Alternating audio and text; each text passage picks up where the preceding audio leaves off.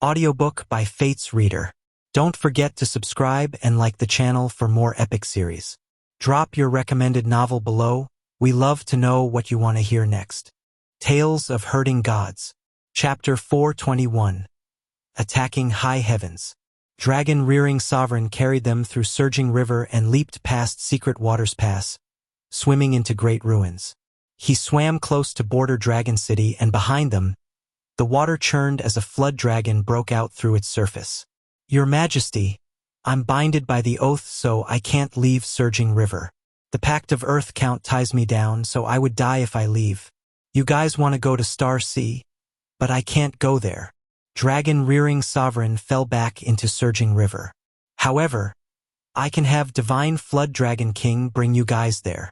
That flood dragon who had showed up was almost the same color as the river water, and it was none other than Divine Flood Dragon King. Its abilities were extremely powerful, and no inferior to those of Dragon-rearing sovereign. With him carrying Qin Mu and the rest into great ruins, the darkness would be repelled. Qin Mu brought xianxia and Yan Jingjing onto the back of the Divine Flood Dragon King. Meanwhile, Hu Linger came to his shoulders. The flood dragons called out Maha Maha and climbed onto the Divine Flood Dragon King's body, acting very intimate. The Dragon Qilin also jumped over, acting very respectful. The Divine Flood Dragon King soared into the sky and went straight for Star Sea. Qin Mu turned back to look, but could no longer see everyone on God-broken mountain range. Meanwhile, in the sky, the stars were closing in rapidly.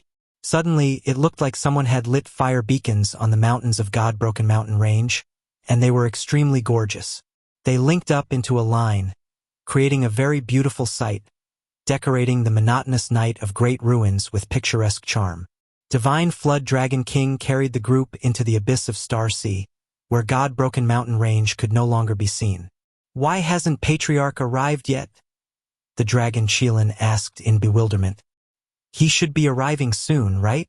Xianxia opened her mouth, but couldn't say anything. Qin Mu said, "The night of great ruins is very dangerous, so he might be a little late. Let's go to Sun Well first." The Dragon Qilin nodded, then asked, "Why did Saintus say he wouldn't be coming? The sky is dark, so he naturally can't come." "Fatty Dragon, stop asking." On the peaks of God-broken mountain range, the furnace behind Mute was blazing furiously. Blind's eyes were like two stars, while Butcher's clothes flapped in the wind as he held his knives in his hands. Village Chief floated in the air, his vital chi giving him a visible form, as if he'd grown back his hands and legs. All of them stood upright on mountain peaks. Cripple and Old Ma stood together. Granny C, Deaf, and Apothecary shared one peak as well. Old Dao Master, Old Rulai, Hermit Qing Yu, Eternal Peace Imperial Preceptor, and Yu Zhaoqing, who each took a mountain peak. Tuxing Feng, Xian Shenggu, Queen E, King Kuan. And the 5 immortals of the demon race had extraordinary abilities, so they stood by themselves as well. Everyone's primordial spirit took shape, almost materializing into a physical form. They were like gods and devils, standing behind them and waiting quietly for the battle to arrive. The sky was shrouded by the darkness, yet 18 stars were growing larger and larger as they closed in at a quick speed. Village Chief's aura burst forth, and a trail of sword chi burst into the sky from the peak like a precipice that stretched from the heaven to earth, blocking the path of those stars. Sun on East Sea 1,000 layers wave. Butcher shook his knives, and knife lights rose like a huge sun. At that moment, sound waves went out, and their momentum was like the sea. The waves reflected the knife lights shot out from the sun and shone in the dark sky. Truly the number 1 knife skills. Heaven Knife lives up to his name. Old Ma's body grew larger while a vertical eye grew out at the heart of his brows. He was like a giant with a green dragon coiling around his body. Behind his head, a huge sun formed up, accompanied by the rumbling of the wind and thunder. Qua Fu chasing the sun. ABA. Mute placed his wooden chest down and raised his thumb at Old Ma. The chest opened, and silver pellets flowed and changed repeatedly. Venomous substances flowed out from Apothecary's herb basket and spread out in all directions around him like a flood. Suddenly, spiders jumped out and began to weave a web between the mountains. They moved in the air, working tirelessly. The star image of great overarching heavenly stars suddenly appeared behind Granny Sea, before growing smaller and smaller. It rapidly shrunk and landed into her palm. Cripple, on the other hand, was nervous and looked around as though he was going to run away at any moment. Burn, underground fire. Tuxing Feng laughed loudly, and the God-broken mountain range below his feet suddenly erupted like a volcano. When he hit it with his hammer, the volcano became taller, growing spontaneously. King Kuan laughed and said, 3-inch nail is still full of heroic spirit. Look at my water breaking the starry sky. Behind him, a giant wave rose into the sky and erected itself between heaven and earth like a sea. King Kuan, lend me your strength. Xian Shengwu laughed loudly and revealed his true form. He leaped into the sea and became a tortoiseshell ship sailing on the surface that was perpendicular to the land. Queen Yi stretched out an arm and suddenly trembled. Feathers grew out of her arm and formed a wing. It clanked as the feathers rubbed against one another to make the shape of a goose wing knife. The 5 immortals of the demon race brought out their weapons as well. Willow Immortal wielded a whip, White Immortal carried a ball of thread, Fox Immortal hugged her pipa, while Rat Immortal and Yellow Immortal carried a gray and yellow sack respectively. They're here, Butcher shouted loudly. They plan to barge through by force. Be decisive, we have to stop them at any cost, preventing them from crossing God-broken mountain range. The trails of Starling came closer and closer, until they formed a straight line. They were like 18 comets which aimed for the sea erected by King Kuan, expecting to pierce it in one go. Butcher's knife lights shifted and shone on the sea surface. In an instant, they reflected back to slash toward the stars. Clank, clank, clank. There was a loud clang when Butcher blocked the first star. The second star came straight after and destroyed Sun on East Sea Thousand Layers wave, and Butcher couldn't help but grunt at it. He was blown into the deep sea, where he borrowed King Kuan's power to disperse the attack. Just as the second star crashed into the sea, it was tangled up by the webs shooting out from the butts of the spider sprinting over. The star crashed into the sea surface with the spider webs and got dragged back by them, unable to continue forward. The third and fourth stars rushed over and smashed into the sea. Yet its surface suddenly split apart and revealed a sea of blood behind. Sword of Founding Emperor Sea of Blood. It was too late for the 2 stars to stop their momentum, so they could only brace themselves for the incoming attack and try to break the move. Boom, boom. 2 violent collisions rang out, and a bloodied god and devil brought their broken bodies out of the sea of blood, shrieking miserably. However, they were incomparably powerful. Even though they had lost their momentum, they were still a god and a devil. They thus worked together to break Village Chief's move. However, what welcomed them right after was still a sea of blood. Sword of Founding Emperor Sea of Blood. Eternal Peace Imperial Preceptor trembled his sword, and what he executed was also Sword of Founding Emperor Sea of Blood. It was the same move as what Village Chief had used. Yet the moves were slightly different and their concept was worlds apart. Eternal Peace Imperial Preceptor had comprehended the move from Def's painting of the sword god's back. Could be said that it was the inspiration for his sword skills.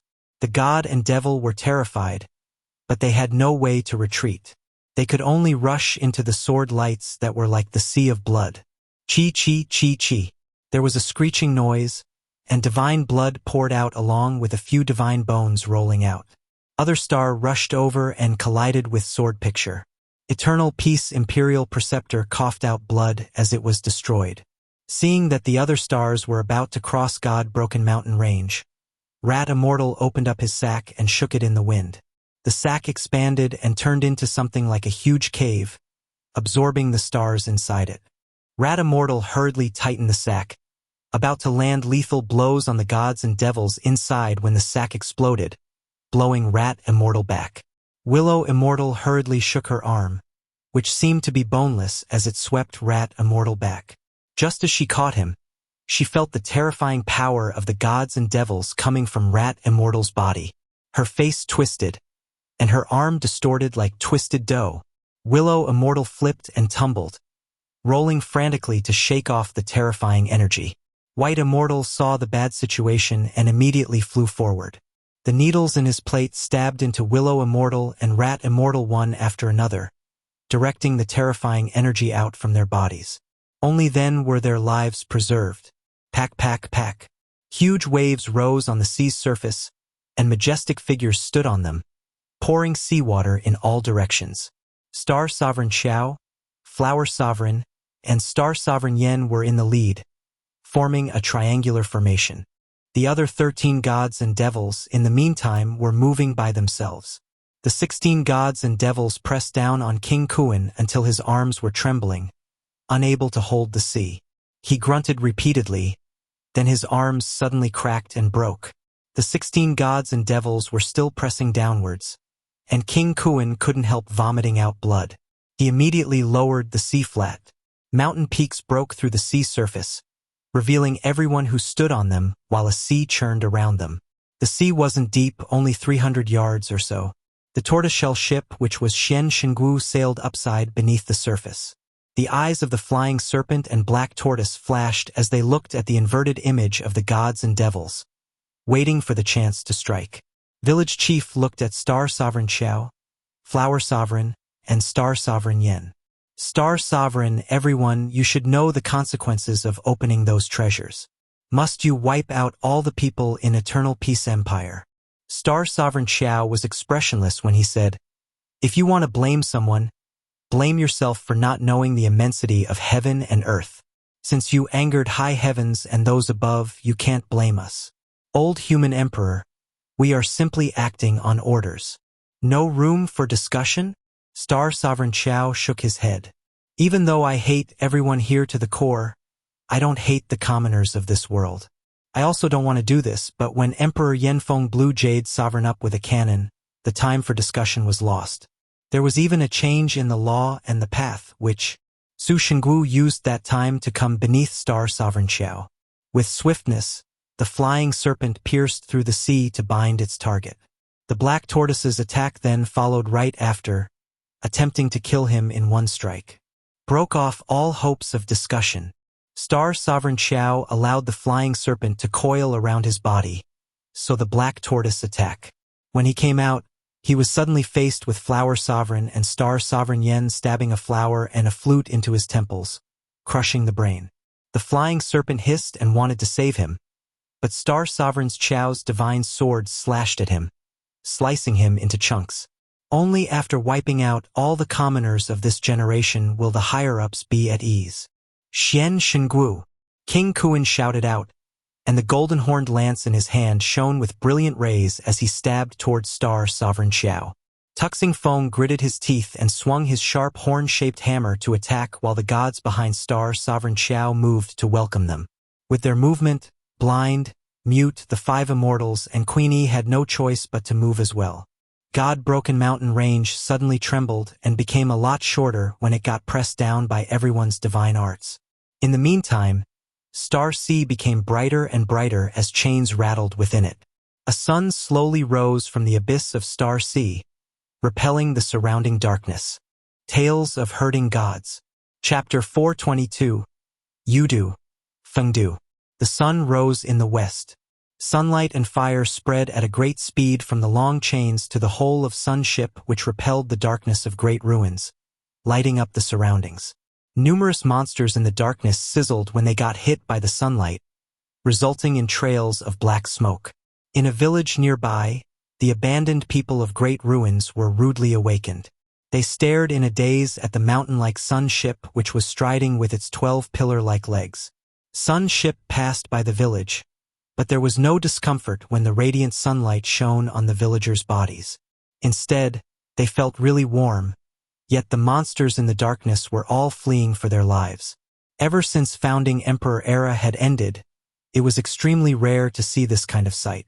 At its end, the darkness had descended, and there were dozens of sun ships walking towards the west in great ruins, repelling the darkness and bringing light to people.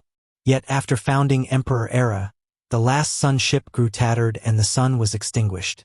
Only Sun Guardian and the Sun Herders were left dragging a black sun, continuously protecting great ruins in secret. The former glory of the ship could no longer be seen. Yet Sun's ship had revived and brought an intense blazing sun to pierce through the darkness. Wherever it passed, there was light. On Sun's ship, there were giants bathed in the golden light. With the constant trembling of the huge ship, they were moving closer to God-broken mountain range. Sun Guardian. Something seems to be moving ahead. On Sun's ship, Sun Herd Chief was extremely nervous when he sensed something humongous coming in their direction. He immediately reported it to Yan Jingjing, who was controlling Sun's ship. Yan Jingjing was majestic like a heavenly god at that point, and she looked into the darkness when she heard his words. She could sense a terrifying creature getting close. The newcomer was coming from behind Sun's ship, and its speed was much faster. The girl's gaze was like two incomparably thick light pillars which tore the darkness apart, showing her the truth hidden by it. The fog parted, and towering mountains and precipitous ridges showed up. Yan Jingjing was slightly stunned. The incomparably tall mountains were formed by countless white bones, and when they were shined on by the divine light from her eyes, they squirmed and shrieked, trying to hide as though they were afraid of her gaze. In the meantime, the fog behind the white bone mountain became even thicker. There was a sea of it with a continuous chain of mountains, two of which were like gates, leading to a hidden world. They were gates of hell, leading to Fengdu. The speed of Fengdu sweeping over was extremely fast, and it soon caught up to Sun's ship. The fog swept past the surroundings of Sun's ship, and everyone on the ship realized that the law of heaven and earth had changed. The blood and flesh on their bodies disappeared, turning them into skeletons. The White Bones Mountains in the fog passed through the people along with the ground and rivers. Even the sun of Sun's ship that was in the sky had also become dim, turning green and hazy. Yan Jingjing stretched out her hand, and the law of Fengdu did not change her body. She was too powerful and no longer under the control of Fengdu. She saw that Fengdu world didn't seem to have substance. It was in a different plane from theirs, and she couldn't touch anything from there. Then, she saw Fengdu, the majestic ghost city. The indomitable hell gods were standing on the city walls and towers as though they were going to face a strong enemy. Meanwhile, in the center of Fengdu, the cape of a devil god formed by darkness hung down and spread out in all directions. Its owner was even taller and more imposing than Sun's ship. It passed through their bodies, but Yan Jingjing didn't manage to see the person's face. She only saw two fire-red eyes in the darkness of the cape. Swoosh! Fengdu world flashed past, the fog continuing to surge forward, vanishing into the darkness. The sun gradually regained its brightness, and the people on the ship looked down at their bodies to see that their flesh and blood had returned. They didn't know what had happened. The fog of Fengdu world is heading towards God-broken mountain range. Yan Jingjing raised her head to look at God-broken mountain range. It was where village chief and the rest had stayed to intercept the gods of high heavens, and their battle was quite intense now. The mountains of God-broken mountain range sometimes grew high and sometimes sank down into the ground. Sword lights and knife lights would slice the sky from time to time, shocking people. All kinds of voices rang out like the bellows of devils and the whispers of gods. Brother who herds cows rode divine flood dragon king to borrow moon ship, but he said that it is very far away from here and he needs to bring the ship from Moonwell to Star Sea, so he wants me to defend his elders for a moment for him. I wonder if he can come back in time. What's that? Yan Jingjing hurried with all her might, stunned. From God-broken mountain range to great ruins, balls of will-o'-the-wisp surged forth. She had no idea from where they had come. Pleiades sun-star hoops. Layers of fire changed into star hoops, and she looked toward the will-o'-the-wisps. Paper boats were actually floating within them from the endless darkness. On the bows of the ghostly boats hung lanterns which shone in the darkness. There were also numerous paper men riding paper horses and sprinting frantically into the fog. On the paper boats, elders wearing tattered black robes sat under the lanterns, sailing the boats into the fog. Imposing shapes that looked like gods and devils could be faintly seen in the fog, fighting with those elders in the boats. Ghostly light would shine in the two worlds from time to time, but what was peculiar was that the shockwaves from the two worlds had never reached this world. The shockwaves didn't affect great ruins and didn't have any impact on reality. Those are messengers of death from the legends. Yan Jingjing was astonished. Yudu's messengers of death started to fight with Fengdu? What was going on? She couldn't bother to think much more. Sun's ship continued forward with rumbles, rushing towards God-broken mountain range. It got closer and closer to the battle of Fengdu and Yudu. Meanwhile, the battlefield above was one of village chief, eternal peace imperial preceptor, and the gods of high heavens. It was also extremely intense, but it was still much inferior when compared to the battle of Fengdu and Yudu. Everyone in the battle above the mountains was extremely powerful, and they were all equivalent to gods and devils, possessing remarkable abilities. Yet none of them had any idea that another battle was happening right beneath their feet, which was of an even larger scale and much more shocking. Sun's ship sailed to the bottom of God-broken mountain range, but it was yet to get close when Yan Jingjing suddenly felt an ineffable palpitation. Balls of will-o'-the-wisp floated over from the darkness and paper boats swarmed toward Fengdu world. Within them, all of the messengers of death seemed to look exactly the same. They were cold, silent, and examining them in detail with unseen faces. They were covered by a layer of fog which hid their true appearances. When looking at them, a person would only have a feeling that they had the most ordinary faces. Countless paper boats shuttled forth like sharp arrows, while behind them Yan Jingjing saw an extremely terrifying sight. It was a pair of flaming bull's horns slowly rising from the darkness. They were so huge that what formed them were pieces of land from destroyed worlds. Countless souls shrieked miserably and struggled, continuously falling off from the 9-bend bull horns. Earth count. Yan Jingjing was extremely nervous. She clearly knew that the battle between the two worlds would be extremely dangerous, but the crucial point had been reached, so she had no choice but to brace herself and push Sun's ship to rush toward God-broken mountain range. Ba-2 Siba-2. Rumblings came from the darkness, and the sound seemed to be locked in the area. The strong practitioners that were fighting fiercely on the mountain didn't hear or detect any abnormalities. They could only see Sun's ship closing in. Meanwhile, Sun's ship and Fengdu world brushed past each other. Yan Jingjing on the ship heard the cryptic Yudu language, but she didn't understand the meaning of the words. In Fengdu, the clothes of King Yama, who was under the Cape of Darkness, fluttered. It swept around Fengdu City, and the gods of all sizes looked tiny standing under it. In the sea of fog, the paper men and paper horses were fighting with the gods and devils. The elders stood up and raised their lanterns. The light shone, and the skeletons that came rushing at them fell in waves, turning into black smoke. King Yama raised his hand, and the whole of Fengdu seemed to stop. Everything seemed to become fixed in place, including time. King Yama raised his hand, and a divine sword appeared, slashing towards the bull's horn of the other world. Wherever the black sword swept past, space was compressed into substance, causing layers of space to crumble. Yan Jingjing's scalp crawled, but she couldn't care much more. She used all the power of Sun's ship to rush towards God-broken mountain range. Half of Sun's ship's body had already entered Fengdu and Yudu, making it extremely difficult for her to advance. But suddenly, she broke free of the restraint from the two worlds and escaped. Yan Jingjing let out a sigh of relief and turned back to take a look once more. She then saw that Fengdu and Yudu, the two peculiar worlds, had disappeared. She could no longer see the sight of them fighting. Truly weird. On God-broken mountain range, village chief and the rest were fighting with the gods of high heavens. The imposing gods all had 4 heads and 8 arms or 3 heads and 6 arms, their whole bodies seeming to have been forged from gold. All kinds of treasures burst forth with boundless power, crumbling the heaven and rending the earth. Everyone sank into a fierce battle, which was extremely exhausting for the old sword god who was covered in injuries. Everyone's chi and blood were vigorous and surged into the sky with blood light, dyeing half of the sky red. Bang! A huge figure came crashing down from the air and landed in front of Sun's ship. It was Eternal Peace Imperial Preceptor's primordial spirit which had been sent down.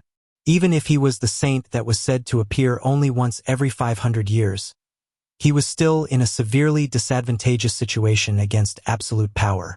Eternal Peace Imperial Preceptor rose into the sky and his sword light filled the heaven. His sword skill transformed unpredictably as he slashed toward a god with only one eye. That god opened his eye and boundless divine light burst forth, flooding eternal peace imperial preceptor. Clank, clank, clank. The sound of swords hitting each other rang out continuously as eternal peace imperial preceptor's sword light swirled and broke through the divine light of the eye, stabbing it and coming out on the other side of the head. However, the next instant, the one-eyed god's fist landed on eternal peace imperial preceptor's body. It squashed him and smashed him against a mountain peak, leveling it to the ground. The head of the one-eyed god split open, and a huge eye tunneled out. Another fist then rose and smashed ruthlessly against eternal peace imperial preceptor. So sinister. Eternal peace imperial preceptor coughed up blood and raised his head to look at the fist coming for him. The head of the one-eyed god actually twisted around, and he looked at him scornfully. However, I'm not bad as well. Eternal peace imperial preceptor smiled. First chapter of Sword World, Boundary. That one-eyed god was slightly stunned. The sword light hidden in his head suddenly exploded. Tales of Hurting Gods. Chapter 423, Lava Forest. Sword World was the sword skill founded by Eternal Peace Imperial Preceptor after he had entered the realm of Sword Path with Village Chief's guidance. It was different from his previous sword skills, for in the past, he had only come to the gate of Sword Path. He hadn't yet entered the Sword Path. Even if his sword skills had been strong then and he was known as Sword God who had founded the 3 basic sword forms, without entering the Sword Path, he could never be on par with Village Chief. But after he entered the Sword Path, his battle power rose by a lot. He had unmatched talent and his abilities had no shortcomings. The sword path he had comprehended was different from that of the person he admired. Village Chief commemorated the martyrs and founded Sword Picture, which cherished the memories of the path. Imperial Preceptor, on the other hand, was opening up new horizons and pushing ahead with his reform, possessing a great spirit and broad mind. That latter one determined his achievements. Village Chief's generation was already gone while he was just starting with his. His sword world had just been founded, so only the first chapter was finished, and it was Boundary. It set the boundaries for the mountains and rivers, for the empire, quelled the chaos in the 4 seas, swept the disasters in the 6 directions and 8 wildernesses, starting a world of peace and prosperity. Eternal Peace Imperial Preceptor's will and ambition were hidden within his sword, and it was the most supreme sword skill he could found at that moment in time. When the one-eyed god was stabbed in the eye by his sword, Boundary was actually hidden inside his head. The one-eyed god had been scheming, for he didn't only have one eye. He had 2, but since his techniques were special, he had extraordinary attainments on the path of creation. With the mysterious creation, he shifted one of his eyes to the center of his brows. In the meantime, the other eye was shifted to the back of his head. It was usually covered by his hair, so people would think he only had one eye. No one knew he could see things in front and behind. He knew Eternal Peace Imperial Preceptor was a formidable opponent and was also the main person in charge of Eternal Peace Empire's reform. Thus, even if he had to sacrifice an eye, he wanted to send him on his way. Even though he was a sly old fox and sacrificed an eye, Eternal Peace Imperial Preceptor was a level higher than him in mind games. Boundary, which was hidden in the wound, exploded, and cracks appeared on the head of the one-eyed god. Lines of snow-white sword light spilled out from those cracks. His eyes, ears, mouth, and nose suddenly became snow-white in color. Then sword lights came pouring out of his facial orifices. More and more cracks spread through his head and more sword lights came shining out from within them. In a split second, the snow-white rays lighted up the snowy mountains as though it was daytime. Thump! The fist of the one-eyed god landed heavily onto Eternal Peace Imperial Preceptor's body, and the ground instantly fissured. Cracks stretched in all directions, their distance too great to be counted. Eternal Peace Imperial Preceptor vomited blood as he heard the sound of his bones snapping. Everything from the one-eyed god's neck upwards had completely vanished. His corpse swayed before collapsing onto the floor. In the pit below, Eternal Peace Imperial Preceptor couldn't move at all. With his lingering breath, he pleaded, "Jade Face Poison King, save me." At that moment, Cripple was sprinting with Apothecary on his back, escaping frantically from the rings of battle. Apothecary was refining medicine without stop, at a speed that was much faster than that of Qin Mu. He constantly threw poison at the gods of high heavens and medicines at village chief and the rest of his cohort. Cripple, faster, faster, go faster. Didn't you brag that your speed is the first in this world? If I didn't carry you, I would be the first in the world. Cripple was flustered and exasperated. If you have the ability, why don't you try getting your legs chopped off and reattached? Twice. My legs got chopped off twice. They were just reattached again, so I'm afraid if I run any faster, they will leave my upper body, abandoning me to run away by themselves. It's fine. Moore's craft is very good. They won't break so easily. Run faster, the god behind us is almost catching up, Apothecary said in consolation. Behind them, a three-headed god was running in a frenzy. Apothecary had long released the little babies he had raised, and numerous venomous creatures pounced frantically toward the god like a flood. The venomous creatures had been raised by Apothecary using spirit pills, miraculous medicines, and all kinds of poisons for many years. All of their abilities were strong, and they transformed as they ran. In just a few moments, their bodies expanded, causing their muscles and bones to bulge outward, turning them into fiendish behemoths that could swallow clouds and spit fog along with fire, water, and poison. Even so, they could only slow the three-headed god. He was extremely terrifying, smashing the venomous creatures into smithereens, turning them into lumps of colorful bug juice as their broken limbs flew in all directions. They were blown away by his roar before they could even get close. Even if he got poisoned, one of the three heads would blaze furiously, alighting in flames.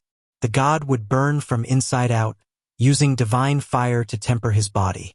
The divine fire would flow through his body over and over again, incinerating the venom. His other head, in the meantime, would turn sapphire blue. The rays of light from it would cleanse his body over and over again, discharging the toxin from his body instantly. Apothecary's poison could be said to have met its nemesis. Furthermore, without the venomous creatures, Apothecary's personal abilities could be said to be the weakest in the village. He was merely on celestial being realm, as all his time was spent on poison and his venomous creatures. If one took his poison and venomous creatures into consideration, his battle power was impossible to judge. He could poison a god to death, but would also die from a slap. When Cripple had to carry someone, his speed was inferior to that of his peak. He also had to avoid the possible sneak attacks from the other gods, so their situation was made even worse. Even with Cripple's unmatched speed, it was extremely dangerous to travel through all the world-shaking divine arts. Any carelessness would result in both of their deaths. Imperial Preceptor has lost his power to fight. We need to save him first. Cripple carried Apothecary to where Eternal Peace Imperial Preceptor had fallen. Yet at that moment, the three-headed god suddenly shook his body, and two heads flew across the sky, sweeping toward them with fire and water. Cripple hurriedly avoided the attacks, but the land in front of him suddenly became incomparably hot, turning into boiling lava instantly. The entire snow mountain sank continuously while a god stood on it with a clear mirror in his hand. The mirror floated up and hung in the sky, shining toward the lava with its wide surface. The underground seemed to become a clear lake that could hide nothing. That god had a goat's head with a pair of curved goat horns. His gaze was sharp as he scanned the underground. Suddenly, the mirror light shone onto Tuxing Feng. He was running through the ground, but when he was caught by the mirror's light, his body instantly slowed. He had been traveling freely underground, but the mirror light could actually restrain him, limiting his speed. Die! The goat-headed god sneered, and the horns on his head left it to rush into the lava, aiming straight for Tuxing Feng. At that moment, the lava suddenly rose up to form a huge face. It opened its mouth to swallow the goat-headed god. I'll drag you down even if I die. Cripple and Apothecary looked underground and saw Tuxing Feng fixed in place by the shine of the clear mirror. The two horns had stabbed into him from the front and the back. Tuxing Feng's divine art sank the goat-headed god into the ground, bringing him to the depths of the earth. Cripple, steal that mirror! Apothecary shouted in a hurry. Cripple sprinted over and executed heaven-pilfering sun switching hands. The clear mirror vanished without a trace, hidden away by him. Tuxing Feng, who was underground, immediately could move and attacked the goat-headed god with all his strength. Yet, without the mirror's light, Cripple and Apothecary couldn't see the situation underground. Lava boiled and emanated with heat waves. Suddenly, it rose into the air and formed a huge palm which rapidly solidified. What followed after it was palms, fists, hammers, and legs bursting out from the lava. They were all fixed in the sky, shaken to the core. Cripple hid behind Apothecary to avoid damage while shouting into the ground. 3-inch nail, stop fighting and come out quickly. Let Apothecary treat your injuries. Apothecary gently patted his shoulders and said in a low voice, no need to call him out. Let him fight to his heart's content. When he was fixed in place earlier, the goat horns had nailed his primordial spirit.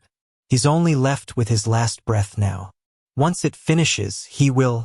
He didn't continue. Cripple was stunned for a moment, then gritted his teeth and sprinted to where Eternal Peace Imperial Preceptor had fallen without looking back. The sea of lava was still trembling non-stop, and all kinds of weird rocks rose from the ground. The desperate battle below was beyond what one could imagine. But suddenly it calmed down. What was left was the strange rocks from the sea and the shapes of all kinds of palms and fists. Whoosh! The lava split into two, and the goat-headed god slowly walked out, his body growing taller and taller. Thump, thump, thump. He walked out of the sea of lava, and it flowed down his body, turning into pitch-black rock when it landed on the ground. His eyes were blank and he looked extremely miserable. However, he was still full of astonishing fighting spirit. Cripple and Apothecary were shocked. Yet at that moment, the goat-headed god collapsed onto the ground. A sharp-horned hammer lodged in the back of his head. Tuxing Feng's short body fell while holding onto his hammer, the two goats' horns still stuck in his body. The scarlet fire in the eyes of the chief of earth travelers was slowly dimming. The taste of flaming fruit of the underground is just like that of strong wine. When it flows down your mouth, your throat allows you to relive your life again. The scarlet fire in his eyes gradually went out as he muttered, I feel that taste again, so I guess my life is coming to an end. I shouldn't have answered the summons of human emperor's seal, but our ancestor made an oath, and earth travelers will never defy the oath of their ancestor. He closed his eyes and sank into the lava with the goat-headed god. They were both slowly swallowed by it. Cripple carried Apothecary to Eternal Peace Imperial Preceptor's side. Apothecary was doing emergency treatment when incomparably bright light burst forth from the darkness. They raised their heads and saw Sun ship sailing in. A heavenly godlike figure was standing on the ship with her hands holding onto chains, guiding a sun over. It's the girl that Muir had brought over. She's Sun Guardian. Apothecary immediately recognized Yen Jingjing and couldn't help being astonished. Sun Guardian, come and help, quickly. Yen Jingjing shifted her gaze down and her arms pulled on the chains. The sun high up in the sky was immediately affected by the brute force coming down from the sky. On Sun's ship, the expressions of the tens of thousands of sun herders changed drastically. All of them shouted in unison, Sun Guardian, no! Little ancestor, you can't learn from His Highness.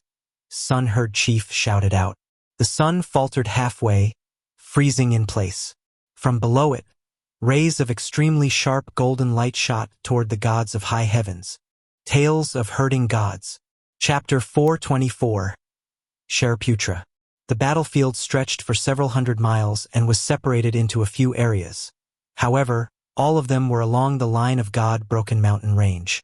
The 5 immortals of the demon race, King Kuan, Queen E, Blind, Old Ma, Butcher, Mute, Deaf, Imperial Preceptor, Village Chief, Granny C, Old Dao Master, Old Rulai, and Hermit Qing Yu were all engaged in their own battles.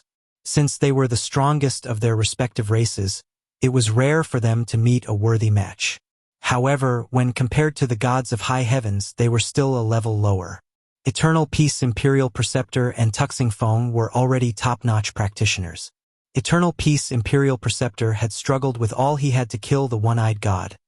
Yet he still suffered heavy injuries while Tuxing Feng's battle ended in mutual destruction.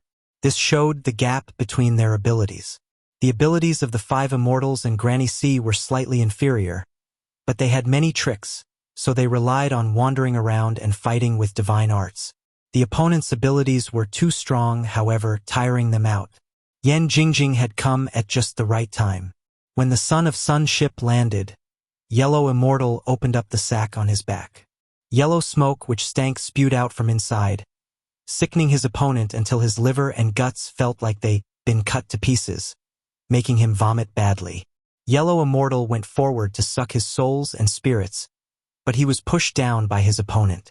Elsewhere, Willow Immortal showed her true form of a huge green snake, which was like a green dragon coiled around the top of a snowy mountain. Her opponent then also revealed his true form. He was the height of a mountain, covered in white fur, and with a gaze like sparks in the darkness. Willow Immortal vomited blood from the beating she received after, the blood flowing non-stop from her eyes, ears, mouth, and nose. White Immortal, Rat Immortal, and Fox Immortal suffered from injuries as well. Granny C was the only one who could still hold on with Teleportation Flag and Great Overarching Heavenly Star Palm Force, avoiding the attacks from her opponent.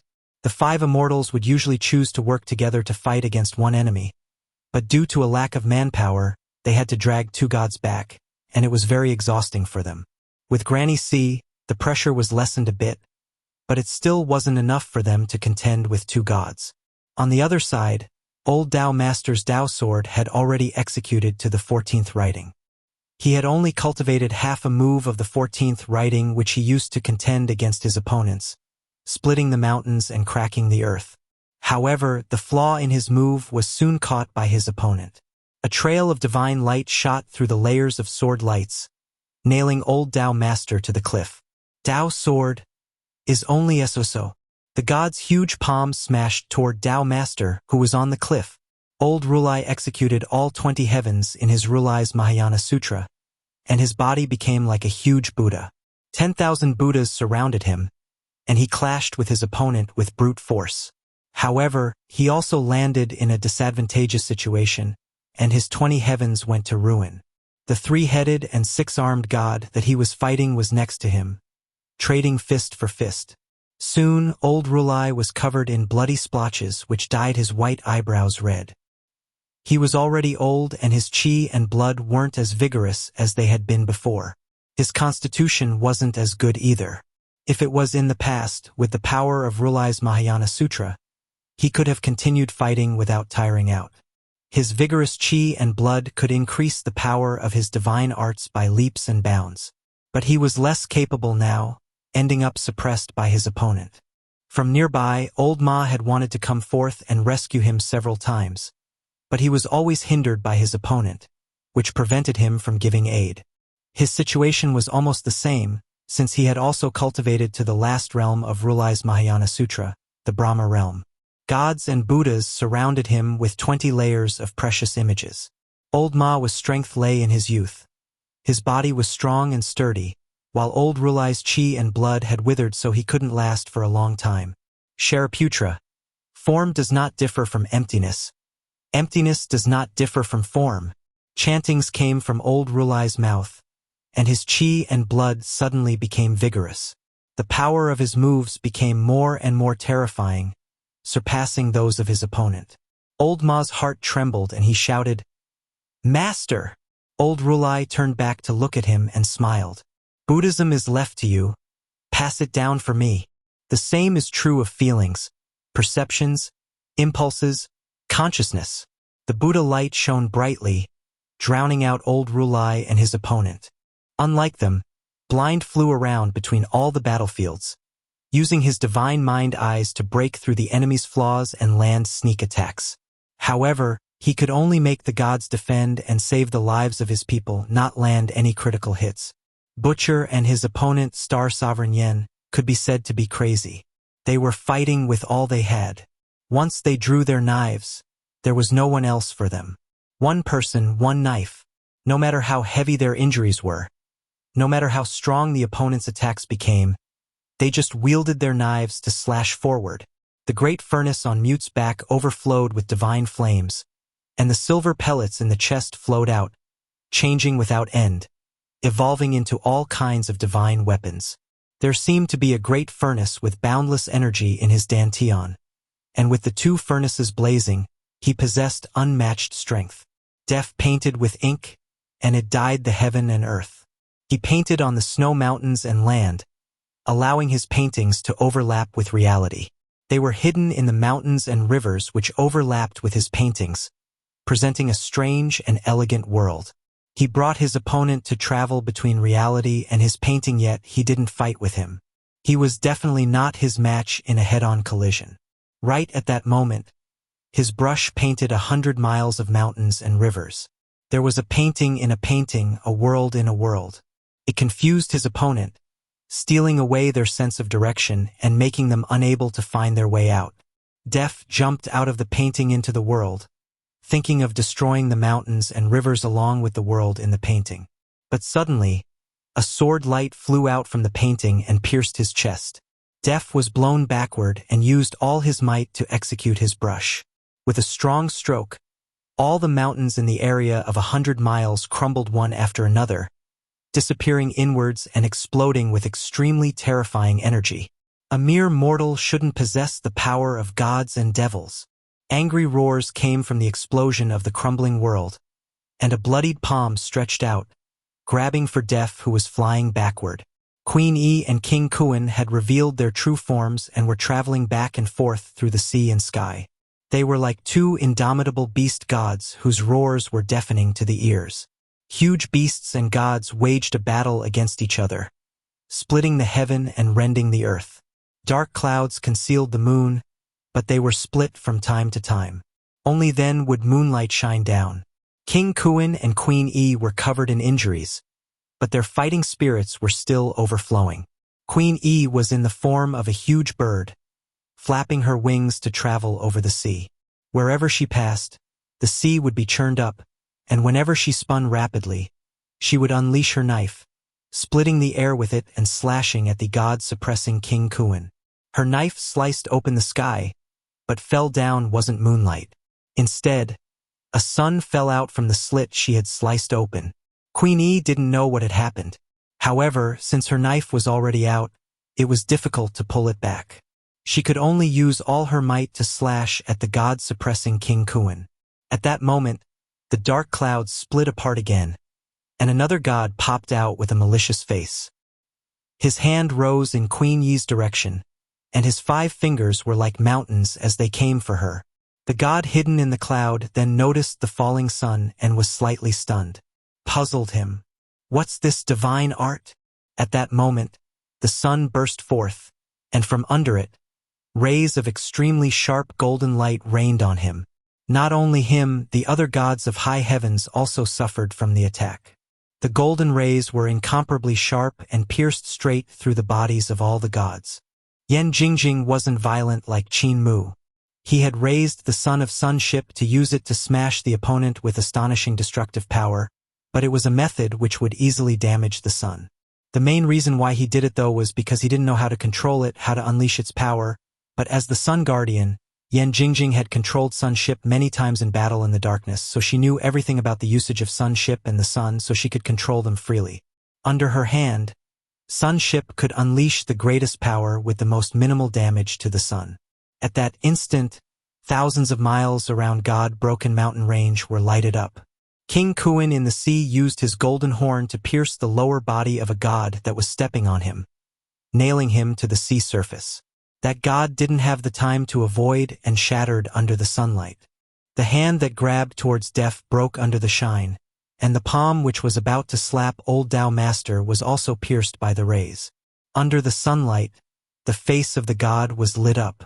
Buddha rays were intense, but even they were driven away by the sunlight, revealing 2 figures that were standing straight within them. Old Rulai had taken the god down with him. The rays continued to shine from the sun, lighting up the majestic snowy mountains. The one on which Willow Immortal stood was dyed red. The huge snake that was like a green dragon fell from the mountain, while Yellow Immortal's sack was pierced with holes. Its owner, who was under the god's leg, was crushed into pulp, while that god was covered with White Immortal's silver needles, looking like a huge porcupine. The sunlight continued to shine into the distance, lighting up all the battlefield. Butcher and Star Sovereign Yan's body were lighted up in midair, while Hermit Qin Mu and Flower Sovereign's bodies were stretched out as they fell down. The rays of the sun shone into an even further distance, and the ninth move of sword picture could be seen. Star Sovereign Xiao and another god was being drowned out by it. Below Sun Ship, the two heads of the three-headed god had just heavily injured Cripple and Apothecary. The two of them were blown high up. At that moment, a heavenly silkworm flew out from Apothecary's body, spitting silk with all its might to wrap Eternal Peace Imperial Preceptor up, preventing him from dying from his injuries. Boom! Sun Ship trembled violently, and the three-headed god recalled his two heads before landing on the ship. He rushed toward Yen Jingjing, who was in the center of the four pillars. The face of Sun Herd Chief and the rest changed drastically as they tried to stop him. Countless Sun Herders were blasted into smithereens, yet they still couldn't even slow him down. The appearance of Sun Ship had a huge impact on the battlefield, so if Yen Jingjing was left to continue her attacks, the gods of high heavens might just suffer an utter defeat. Yen Jingjing controlled the ancient divine weapon called Sun Ship, whose power was fierce, strong enough to threaten everyone. However, because she was controlling it, her movement was limited, and it brought great danger to her. If anyone closed it on her, it was extremely unfavorable for her. When Sun Ship came out, the three-headed god had been chasing after Cripple and Apothecary, who were in the surroundings. He was the closest to Sun Ship, but no one had expected him to just jump to the ship, abandoning his original targets. Sun Herder Chief raised his sun bell and rang it loud, but he still found it difficult to block the opponent's attack. By then, the god had already come near the divine pillars. Two heads flew out once again and passed by Sun Herder Chief to attack the god's real target. On head spewed out a jet of water, while the other blazing fire toward Yen Jingjing. She vomited blood as she stretched out her hand to defend. The power of the sun was then instantly decreased. Meanwhile, on the other side, the power of the ninth move of sword picture was completely unleashed. The dazzling sword lights lit up the world, overshadowing the rays of the sun. But they dimmed soon. Where they had originated, Star Sovereign stood straight. He stared coldly at the other side, where stood his old foe, the human emperor. "You're old." Star Sovereign Xiao looked at him with scorn as a crack spread on the heart of his brows. "If you were during your peak, I would have definitely died from this move. But now your chi and blood are almost exhausted. This move actually couldn't take my life. It's just..." His body swayed while blood flowed out from the corner of his mouth. He chuckled and said, "You still destroyed my life force, though. But I ain't bad as well. At least I can drag you down with me." The god fighting by his side against the old sword god suddenly split into pieces, turning into chunks of flesh that fell to the ground. Tales of Hurting Gods. Chapter 425. God of War, Never Say Die. That hump. Star Sovereign knelt down and propped himself on his divine sword with a laugh while looking at the old foe that was walking toward him. "Old human emperor, you and I are just puppets on a string, toys of the true gods. So what if you struggle to block us here? There are two groups from high heavens, and we are here just to hold your attention. The ones who are truly here to activate the meteorological divine weapons is the other group. Eternal Peace is bound to be destroyed." In front of him, the primordial spirit behind Village Chief was blazing fiercely, as though he was a god burning with flames of light. However, this god was worn out at that moment, finding it hard to keep itself up. It gradually dimmed and almost went out before blazing vigorously again. This repeated over and over again, making it evident that the old sword god wanted to maintain his peak strength even at the cost of exhausting the last of his chi and blood. "Star Sovereign Xiao, where's the other group?" Village Chief walked over, ignoring everyone else in the battlefield. His gaze stared intensely at him. "You and I are old foes, so now that we're both about to die, show kindness with your words. Do you really want to see countless lives in Eternal Peace Empire be wiped out?" A crumbling noise came from inside of Star Sovereign Xiao's body. This handsome god was the color of death as he chuckled. What do the lives of those lowly life forms have to do with me? He raised his head to look at the sky and muttered, "The star that belongs to me is finally going to fall. Gotcha." A soft crack came from his sword, and another soft crack followed right after before becoming concentrated. The cracking became faster and faster, until the crumbling of his body became all that could be heard. The primordial spirit behind village chief's back dimmed once more, and he roused his chi and blood again, wanting to recover his primordial spirit back to its peak. But he couldn't do it no matter what. The him now was like a tattered bellows which was leaking air everywhere. He wanted to reignite his life force, but his body was too broken. He had been crippled, lost all 4 of his limbs. This affected his corporeal body and also his battle power. However, the most crucial point was that he was old. He was so old that his lifespan was coming to an end. He originally still had a year or more left, so if he had lived out his life peacefully and cultivated diligently, he might have been able to patch his divine bridge before he died, entering another realm and becoming a god. However, this battle had made him exhaust the last of his chi and blood. There was no longer any way for him to reignite his life force. "Tell me, where did the other group go?" Village chief shouted. "Star Sovereign Xiao, where are you from? Were you not like these people in the past, a lowly life form as you put it?" Star Sovereign Xiao had already closed his eyes to await his death, but his body suddenly shook, and he opened his eyes which were blank without any life in them. Sword wounds were opening one after another on his body. They continued to grow deeper as though there was an invisible sword that was slowly slicing open his corporeal body. Village chief's last move had cut off his life force and his divine treasures were crumbling apart. His corporeal body was also torn apart, so he was destined to die there. "What's the use?" Star Sovereign Xiao lowered his head and scorned him. "Do you still have the ability to stop them? You are also going to die, old friend, so know your place and sit down. Follow me to the other side. We can accompany each other on the road to the Yellow Springs."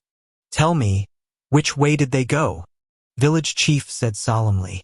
Star Sovereign Xiao raised his head to look at him before his blank eyes turned to look at the darkness of great ruins. His breath suddenly became urgent. "They should be almost there.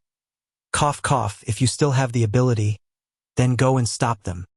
His face changed drastically, and he suddenly grabbed village chief's clothes while shouting himself hoarse. "I see the fires of hell, the fires of the countless dead people from eternal peace, demanding their lives from me. Stop them. Don't let the deaths of those people become my sin. Don't come over.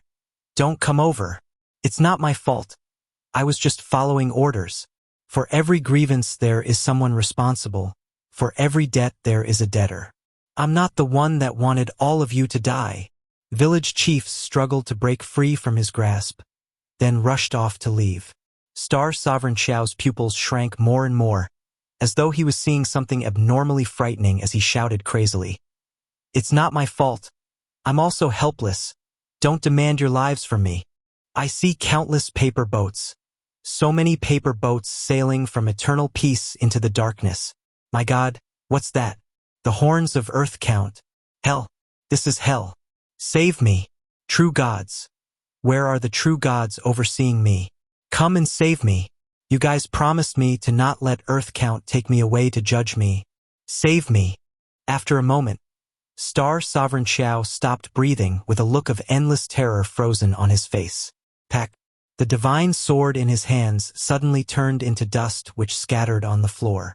The lifeless body of Star Sovereign Xiao collapsed forward, and his sword wounds erupted all together, tearing apart his corpse.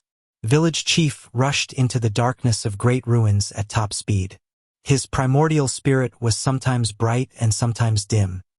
He was doing his best to rouse the last of his blood to prevent his corporeal body from dying, to prevent his determination from fading away. He could feel the call of death, and it was becoming harder and harder for his corporeal body to hold his soul. Death was closing in on him. He felt something chasing him, but truth be told, he'd frequently had this feeling in the recent years. It had to be the call from the Yudu world. It was the law of heaven and earth in Yudu that was restricting him, wanting to take away his soul. With the gradual death of his corporeal body, this kind of restraint was becoming stronger and stronger. The calling from the world of darkness was thus becoming stronger and stronger as well. It was the pact of Earth Count. The moment anyone was born, they would sign this kind of pact. The moment their corporeal body died, their soul would belong to Earth Count, living in silence in Yudu thereafter. Keeping the corporeal body alive was the crux in jumping out of the pact. Gods cultivated their corporeal body to the god realm, and in the last divine treasure, a divine bridge was hidden. Their primordial spirits would cross it to become gods, and at that time, when their corporeal bodies became godlike, their primordial spirits would no longer be restrained by the pact of Earth Count. Village Chief had also had this possibility, but Star Sovereign Xiao had cut off that path before he had died. Village Chief could only hope that he could find the other group of gods and devils from high heavens that had gone forward to send the disaster. Yet even if he found them, he didn't know if he still had the strength to continue fighting. I'm really old. Village Chief felt his chi and blood fluctuating, and he could barely restrain his primordial spirit. It suddenly shook violently, wanting to leave his body, but he didn't stop to rest. It was likely that when stopped, he would collapse forever. He continued forward frantically in the company of countless monsters that stirred in the darkness. They followed him along the foothills, waiting for the moment he died. When he collapsed, they would swarm him and tear him to pieces. He ran slower and slower, feeling his limbless body growing heavier and heavier. Sorrow suddenly welled up within him as he let out a bitter laugh, wishing to stop. I guess I'm really dying. At that moment, he saw a huge bird flapping its wings through the darkness. It flew ahead of him and landed on a peak. After folding its wings, it transformed into a god with a bird's head and a human body. He used his beak to carefully prune his feathers. Time's up. A human voice came from its beak. Village Chief continued to walk forward, his speed becoming slower and slower. Give me a moment more. He heard his voice as though it was coming from tens of thousands of miles away, distant and hazy. Give me a moment more. I still have unfinished business. The bird-headed god gave him a weird glance before repeating his words. Time's up. Please wait. Village Chief heard a sob in his voice when he said, Please wait a moment more. I don't want eternal peace to become hell. I can still fight. I'm the human emperor of this land. After all, I still have the responsibility and burden. Mocking came from the darkness as though the bird-headed god was laughing, and Village Chief seethed with anger. You dare to laugh at me? Even though I'm old, my magnificent aspirations have never changed. The bird-headed god flapped his wings to fly up, chasing away the monsters in the darkness. He circled around, then suddenly landed on a branch nearby. I'm laughing at a warrior in his decline, wallowing in pointless sorrow with persistence, for he has no more strength. Village Chief ignored him and continued to stumble forward.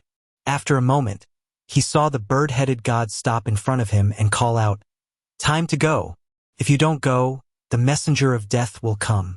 There's still an old friend waiting for you in Fengdu. I can still fight. Village Chief saw that his face had already turned black and the aura of death had already spread to his head, moving his brain toward death. His divine treasures started to crumble, yet his primordial spirit still continued to stand on Magpie Bridge. Below it was boundless darkness without any bottom. It was his divine bridge, divine treasure, so there shouldn't be anything else from the outside world there, but something invading it from the darkness. It was another world, the world of Yudu. His corporeal body had already entered the state of death, so Yudu world was entering him through his divine treasure.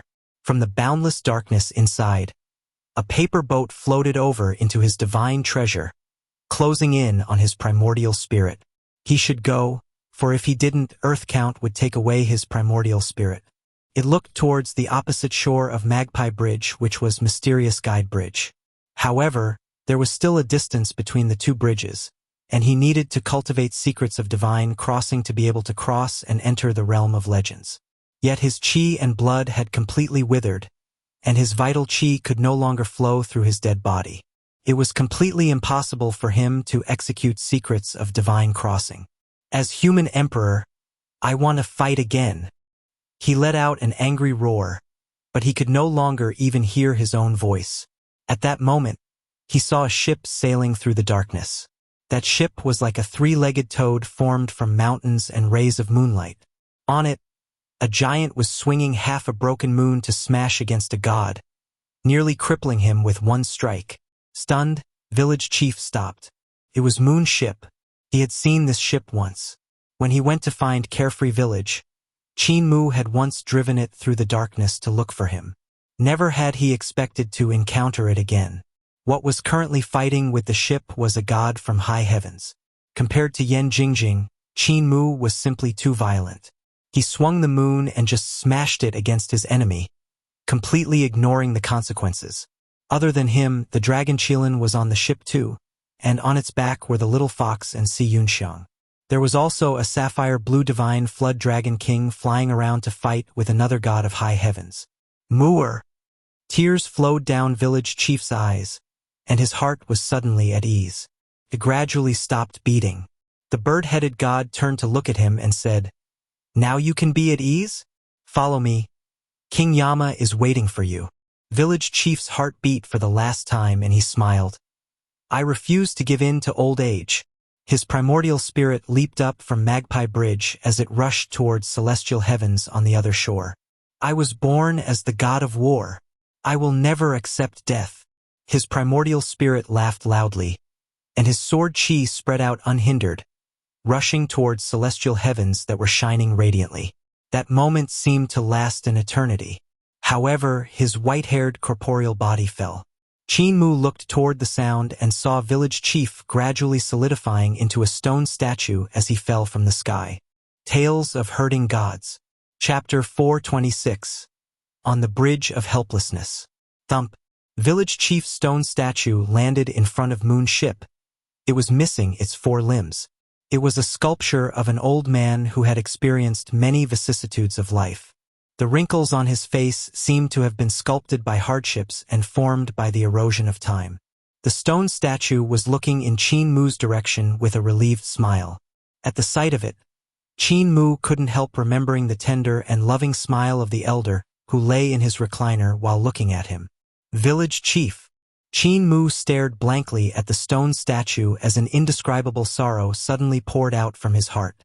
The darkness was around him, and the ghostly glow given off from the stone statue didn't cover a wide range, but it reminded him of the slightly stubborn elder who wanted to stubbornly protect him even after he was gone.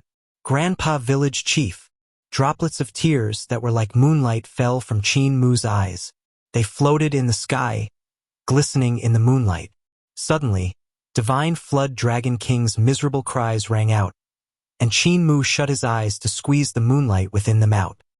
He had entered deep into great ruins with the protection of Divine Flood Dragon King, barging into the place he had once mistaken for Carefree Village, the place where was the huge land ship constructed by Ministry of Heavenly Works. He then took Moon's ship to return. He was trying to enter Moon Well when he met the other group of gods who were hurrying over from high heavens. There weren't many of them, just 3. Those 3 gods were not acting ostentatiously like Star Sovereign Chao and the rest, transforming into starlight to hurry on their way. They were traveling on land with their dazzling divine light concealed, giving off only a faint glow to force back the monsters in the darkness. When Qin Mu encountered them, one of the gods thought he was a peculiarity of the darkness and immediately said in the god language, "High heavens is handling affairs. Monsters be gone." After that, he immediately suffered a destructive strike from Qin Mu. He was caught completely off guard and hit by the broken moon up that came smashing toward him and shattered all of his bones. Only then did the other 2 gods realize that they had met a strong foe. Qin Mu was different from Yan Jingjing. She had to be careful not to damage the sun, but he had nothing to worry about and no consequences to take into account.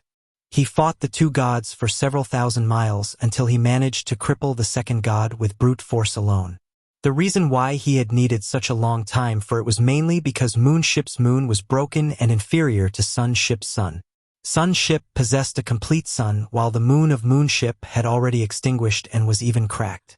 After battling for so long, moon ship was in a rather bad condition, while the two chains holding onto the moon simply broke off. However, at the instant Qin Mu saw village chief, he still fell into a daze. The sight of his elder turning into a stone statue and falling from the sky stirred up his emotions, causing a kind of indescribable sorrow to pour out. The battle power of Divine Flood Dragon King was similar to that of Dragon-Rearing Sovereign, whose abilities were inferior to the other gods of high heavens. The instant Qin Mu lost focus, he was severely injured. Qin Mu opened his eyes and raised his hand to loosen his grip on the divine pillars, wanting to touch that limbless stone statue that was smiling at him. His huge palm streaked past the front of the stone statue, but it didn't land on it. Whoosh! His palm grabbed a chain that was hanging down, and his hair fluttered with his anger. The chain whooshed through the darkness to bind the god of high heavens who had severely injured the Divine Flood Dragon King, coiling around him tightly. Qin Mu's other arms pulled the broken moon over and smashed it right on the god. The Divine Flood Dragon King cried out in astonishment. He was right next to them, so if he was hit as well, he would either die or end up really close to that state. He rolled and tumbled away in a hurry to avoid the strike, but the half-moon still brushed past his body, scraping off a huge dragon scale. The Divine Flood Dragon King gritted his teeth from the searing pain while tears rolled down his cheeks. Kaboom! The broken moon smashed onto the body of the god of high heavens, and the mountains shook. The monsters in the surrounding darkness cried out in astonishment and fled in all directions. Boom! Qin Mu didn't say a word and swung the broken moon up to smash it down again, and again and again and again. Chunks of rocks that were the size of a mountain broke off from the moon before being crushed to powder. The god who had just been crippled by Qin Mu looked over with fear. He hurriedly ignored his pain and quickly hobbled away. His heart was flustered, and he could only hear the hammering coming behind him, knocking heavily on his heart. It made his scalp crawl. This brat is crazy. He must be crazy. It isn't worth it to pit my life against his. I'm just here to complete the mission assigned by the higher-ups. I don't have to fight to the death. He hurried off into the distance when a loud crack suddenly came from behind him. The moon shattered from Qin Mu's smashing, and chunks of rocks filled the sky. Without the moon, Qin Mu instantly felt all his strength fading away as he returned to being a divine arts practitioner of Six Directions realm. If the crippled god turned back to look, he could easily kill the weak him with the raising of a hand, but that god was frightened out of his wits and never turned back. Qin Mu sat on the worn-out moon ship and gasped heavily for breath. The dragon Qilin looked at him in fear while the other flood dragons were shivering as they hid behind him. All their gazes were filled with terror as they looked at Qin Mu. Thick chains hung from the ship, but moon ship no longer had the terrifying aura from before. The rings of flowing moonlight had also vanished without a trace. Darkness poured forth and soon drowned them out, but the monsters stayed far away, not daring to come near. Qin Mu looked at the smiling stone statue in front of moon ship. It was a satisfied smile. You are still alive, you must be still alive. Divine Flood Dragon King. Qin Mu struggled to get up and shouted, Go lift that stone statue. The Divine Flood Dragon King was covered in injuries, and it was a struggle for him to fly over. He exerted himself and lifted the stone statue. Qin Mu was extremely nervous and shouted, Is it heavy? The Divine Flood Dragon King quickly placed the stone statue down and replied truthfully, Extremely. Carrying a stone statue is equivalent to carrying a god. Grandpa Blind wouldn't have lied to me. You are really still alive. You are living in some place. It's just not this world. You are like the other stone statues in great ruins and will sometimes wake up in the darkness. Qin Mu laughed loudly, but as he did so, he suddenly began to wipe tears from his eyes. I have seen a stone statue come back to life and ride the dragon Qilin to quell the rebellion, so you must be able to do it as well, right? Si Yunxiang looked at the young sacred cult master and suddenly felt that the heart of the incomparably crafty big boy that was acclaimed as the great devil king was actually pure. Not only that, it was also fragile. Or it could be said that underneath his firm and persistent cover hid a soft heart. Qin Mu wiped his tears dry and shouted loudly, "You will come back, won't you? If I cry, you will laugh at me. You will say I'm still a wimpy kid." He called the divine flood dragon king over and climbed on his back with the others. All the sorrow and joy on his face had vanished, leaving only an emptiness behind. "Let's go. Go after that god who escaped. We definitely cannot let him enter eternal peace alive." The divine flood dragon king answered him and chased after the traces left behind by the crippled god. Qin Mu turned back to look and village chief's stone statue gradually disappearing into the darkness. He recorded the place in his memories. "No matter where your soul goes, I will go and find you. You are my family, my kin." He raised his head to look at the boundless darkness. "Even if you land in the hands of Earthcount, I will fight my way there and ask for it back. Your Majesty, my injuries are very heavy right now, so even if we catch up to that god, we might not be his opponent," the divine flood dragon king said carefully. The corners of Qin Mu's eyes wrinkled and he said, "I will refine pills to heal your injuries, so you can be at ease. Besides, there are so many flood dragons around. He won't be able to escape from my grasp." The divine flood dragon king was still slightly worried. "Hopefully, this god will pass by Surging River." In Fengdu, the living realm of the dead, the bird-headed god brought village chief past the stone tablet, and the old man lowered his head to see his body slowly recovering. His heart grew, followed by his head, body, and even his limbs. Over there, he felt that he was still alive. The living realm of the dead, truly a wonderful world. He looked at the bird-headed god and asked, "If I leave here, will I be dead or alive?" The bird-headed god shook his head and said, "Of course you will be dead, but your luck isn't bad, since you actually managed to leave a breath behind before your corporeal body died. But stop thinking about your old body. If you go past this boundary stone, your flesh and bones will melt. You no longer belong to the real world. Let's go. There's an old friend waiting for you." Village chief followed him with his sleeves fluttering. He suddenly stopped again and said with a bitter smile, "I'm not used to having my arms and legs. Too used to being crippled." He passed through Fengdu's gates of hell and came to the first big city. It was one of many in Fengdu. The place they entered seemed to have just undergone a huge battle as there were traces of war everywhere.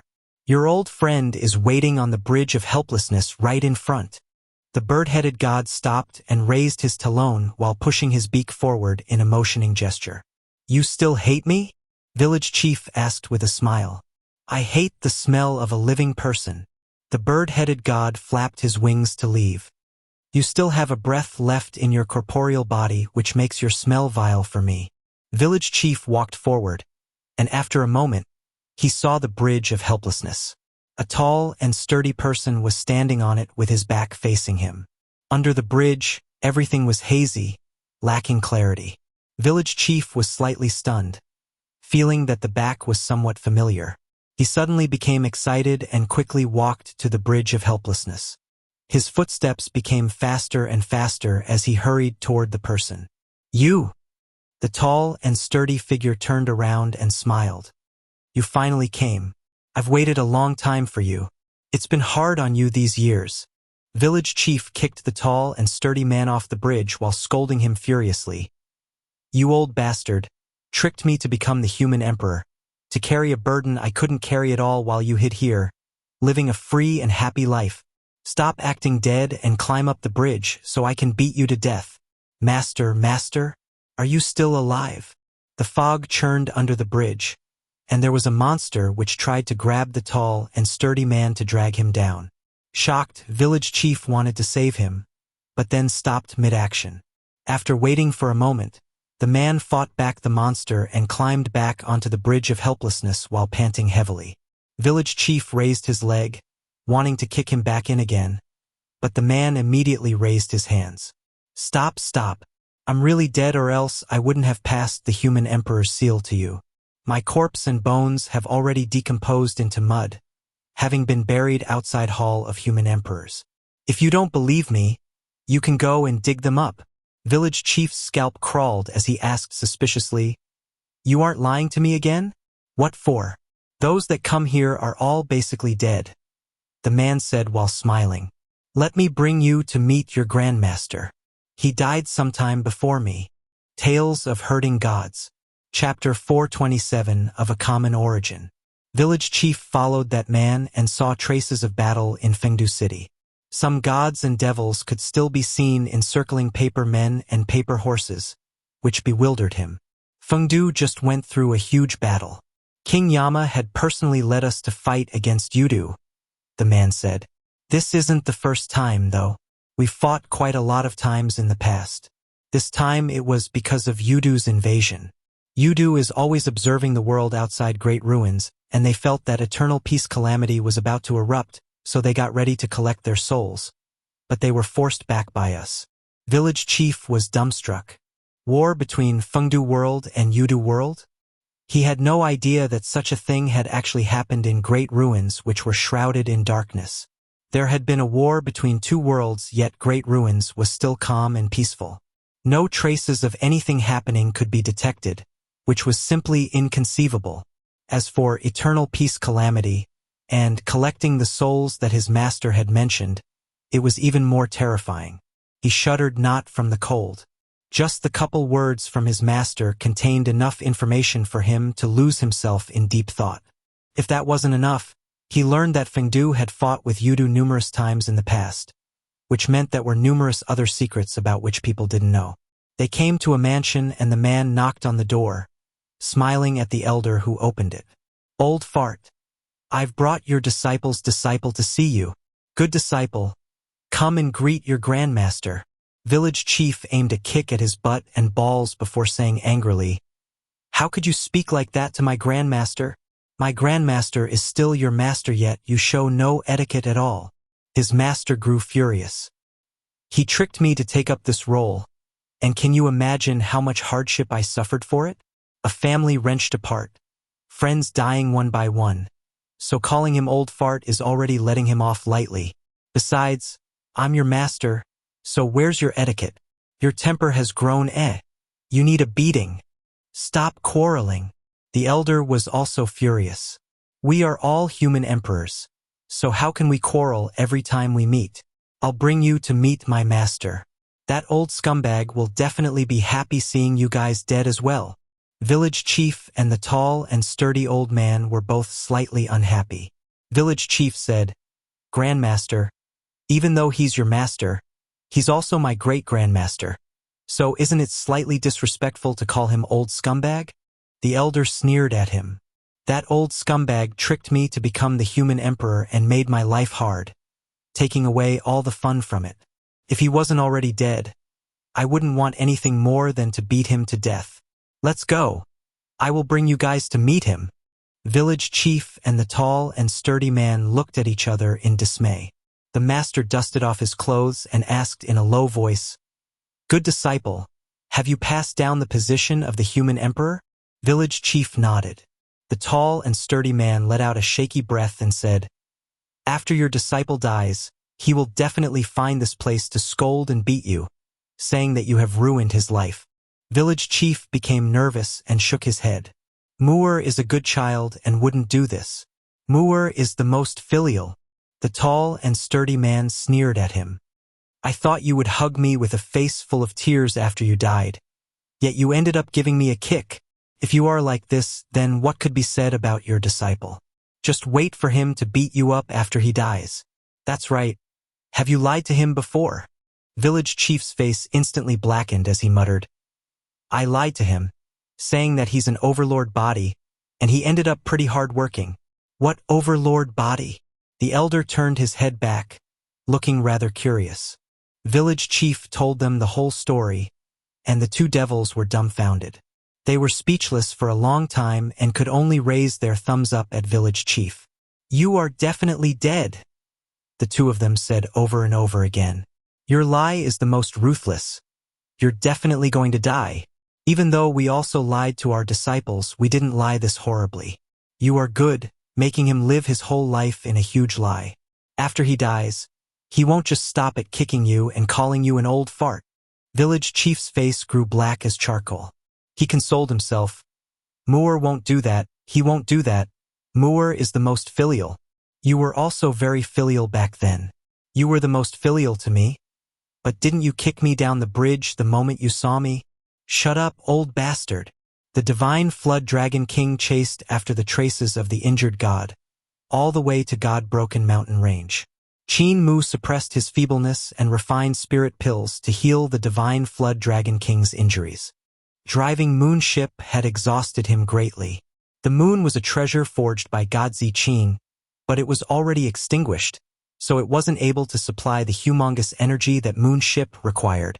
To drive it then, Qin Mu had to sacrifice his life force. When he had fished out a new sun for the sun herders, he had exhausted a huge amount of life force and could only barely recover by soaking in the pond of pure yang. Controlling moon ship had also exhausted him greatly.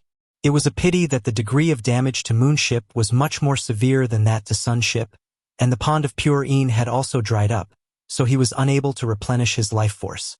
He could only rely on himself to slowly recover. However, since he had to chase after the injured god so he wouldn't be able to reach eternal peace, Qin Mu had no time to treat himself. This god of high heavens didn't go by surging river. The corners of Qin Mu's eyes wrinkled and his heart sank. If the god of high heavens had taken the path of surging river, he could use Dragon King to block him. With his battle power added to that of the divine flood dragon king, they should have been able to take him down. But since he didn't walk by surging river, even if the divine flood dragon king caught up, it was unknown if he was strong enough to take down that god. If I use secrets of dragon control by dragon rearing sovereign to borrow the power of the flood dragons, I might be able to fight. Qin Mu turned back to have a look at the flood dragons beside the dragon Qilin. He was slightly reluctant since a life and death battle would mean that the flood dragons would either end up dead or injured. Once that happened, he would be powerless to defend even himself. God-broken mountain range at the border of great ruins was 3,000 to 4,000 miles away from them, but they could already see the fierce battle there. Qin Mu could feel terrifying shockwaves pulsing from time to time, formed by the clashing weapons and divine arts. He could even faintly see Butcher's knife lights. Mute's great furnace was burning the sky, giving it a scarlet-red color. Without village chief powerful existence, Butcher, King Yi, and Mute, how many of them could still survive? Village chief. Qin Mu felt a sharp pain in his heart and immediately discarded his distracting thoughts, refocusing on refining spirit pills to heal the divine flood dragon king's injuries. The sky was white in front of them. Then the sun rose in the horizon, its first rays shining on the battlefield. Qin Mu's heart sank. The god had already stepped into the territory of Eternal Peace Empire. The meteorological weapons were all over Eternal Peace Empire, and if the god managed to find even one of them, he could cause catastrophic damage. The casualties would be in hundreds of millions. The divine flood dragon king's injuries got much better, and their speed gradually increased. As he checked on the footprints of the god, the Dragon King suddenly said in delight, "Your Majesty, the god's injuries has erupted and his speed is gradually slowing down. We will be able to catch up to him in no time." Qin Mu relaxed. Just be at ease and give chase boldly. His injuries are extremely heavy, otherwise, he would have left without leaving a trace. The divine flood dragon king felt much better. Even though his abilities were extremely powerful, his guts were inferior to even those of the dragon Qilin. He did things with constant fear and nervousness. As they covered 3,000 miles of Eternal Peace Empire, they saw the speed of the god growing slower and slower.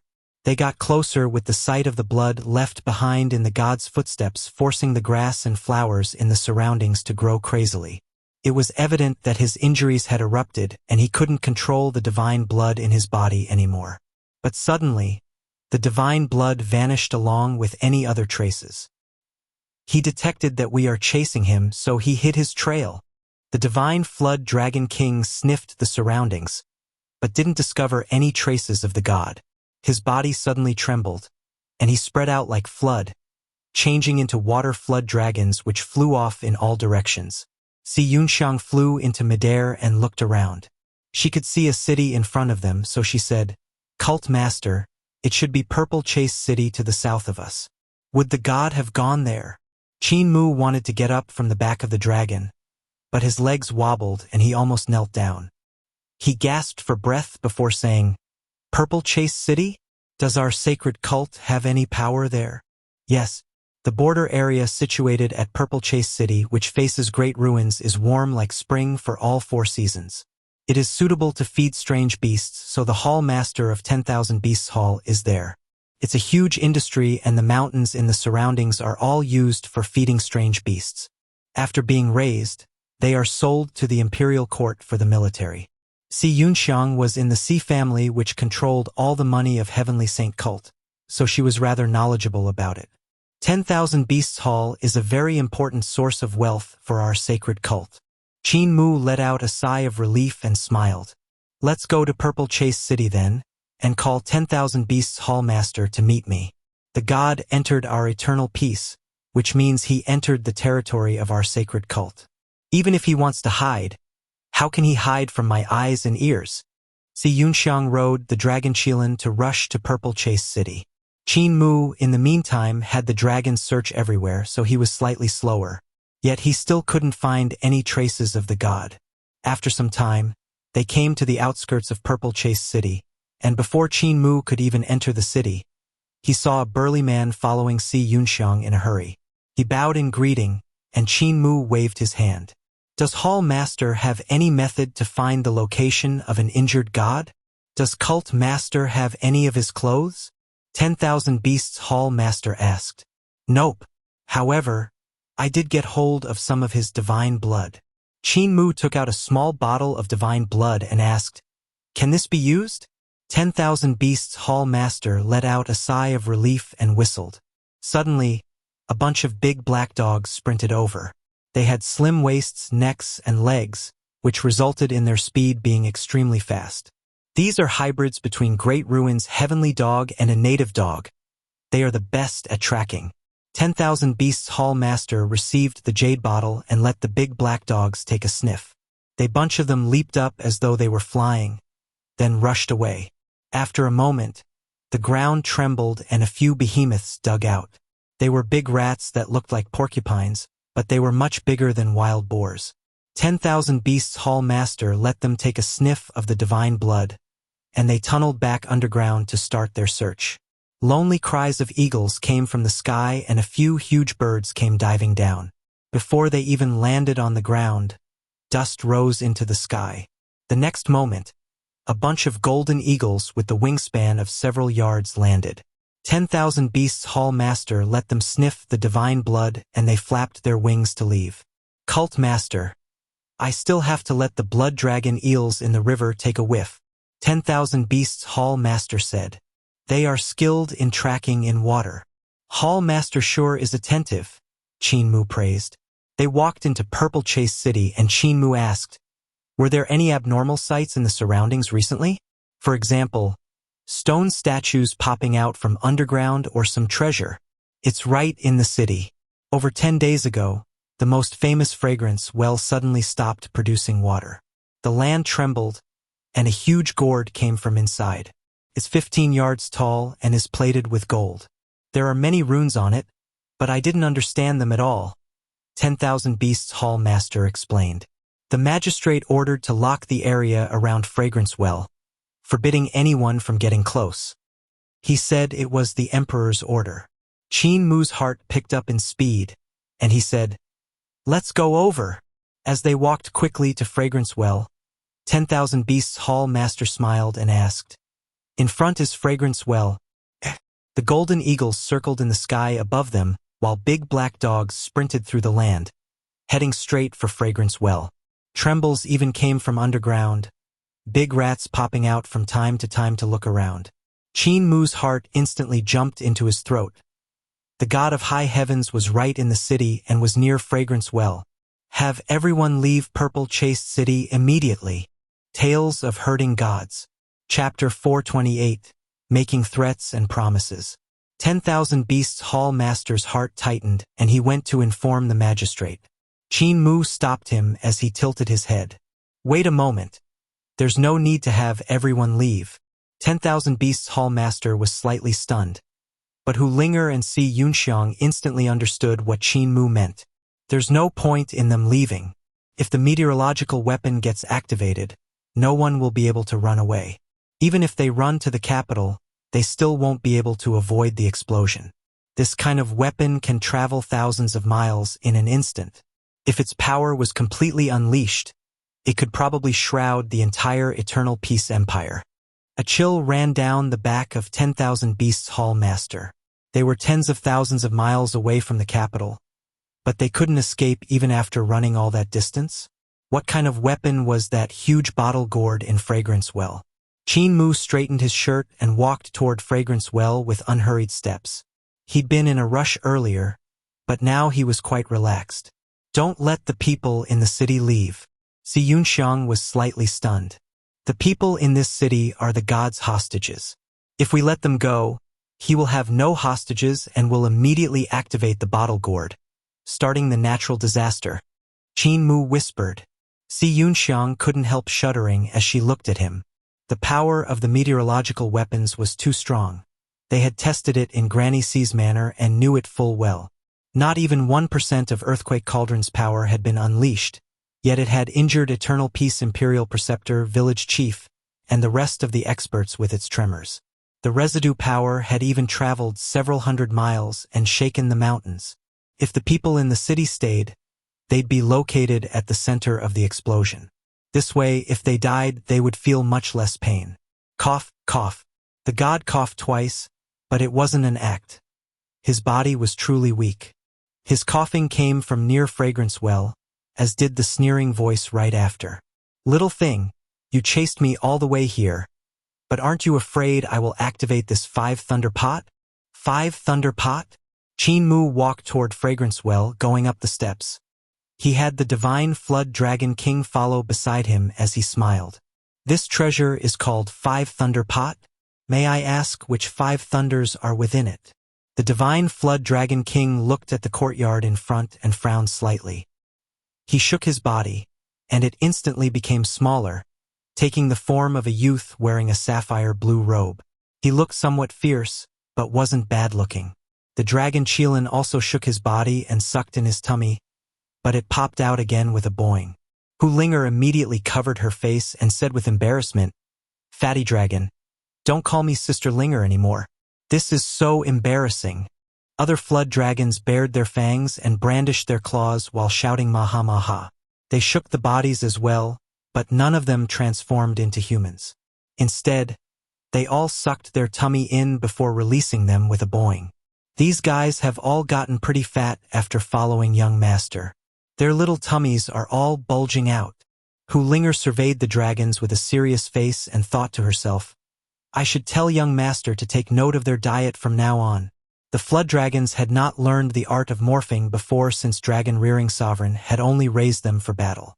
He had never treated them as his disciples, so he didn't teach them the human language either. Qin Mu brought everyone to ascend up the steps. The courtyard before them showed up to be huge, like that of a large manor. In the center of it was the famous Fragrance Well of Purple Chase City. It was a famous historical site. Rumors said that the land had once been barren, so when a bunch of escapees running from soldiers came to it, they had no water to drink and died from thirst. The survivors then prayed to the heaven, and a miracle happened. The ground swirled and cracked up, revealing a deep well whose water had a lovely fragrance. Because of that, it was named Fragrance Well. Around it was a courtyard built of bricks. It had a tight guard, plenty of which were divine arts practitioners. There were 3 layers of defense inside and 3 layers outside. But at that moment, all of those divine arts practitioners were sleeping on the ground, without a single one being awake.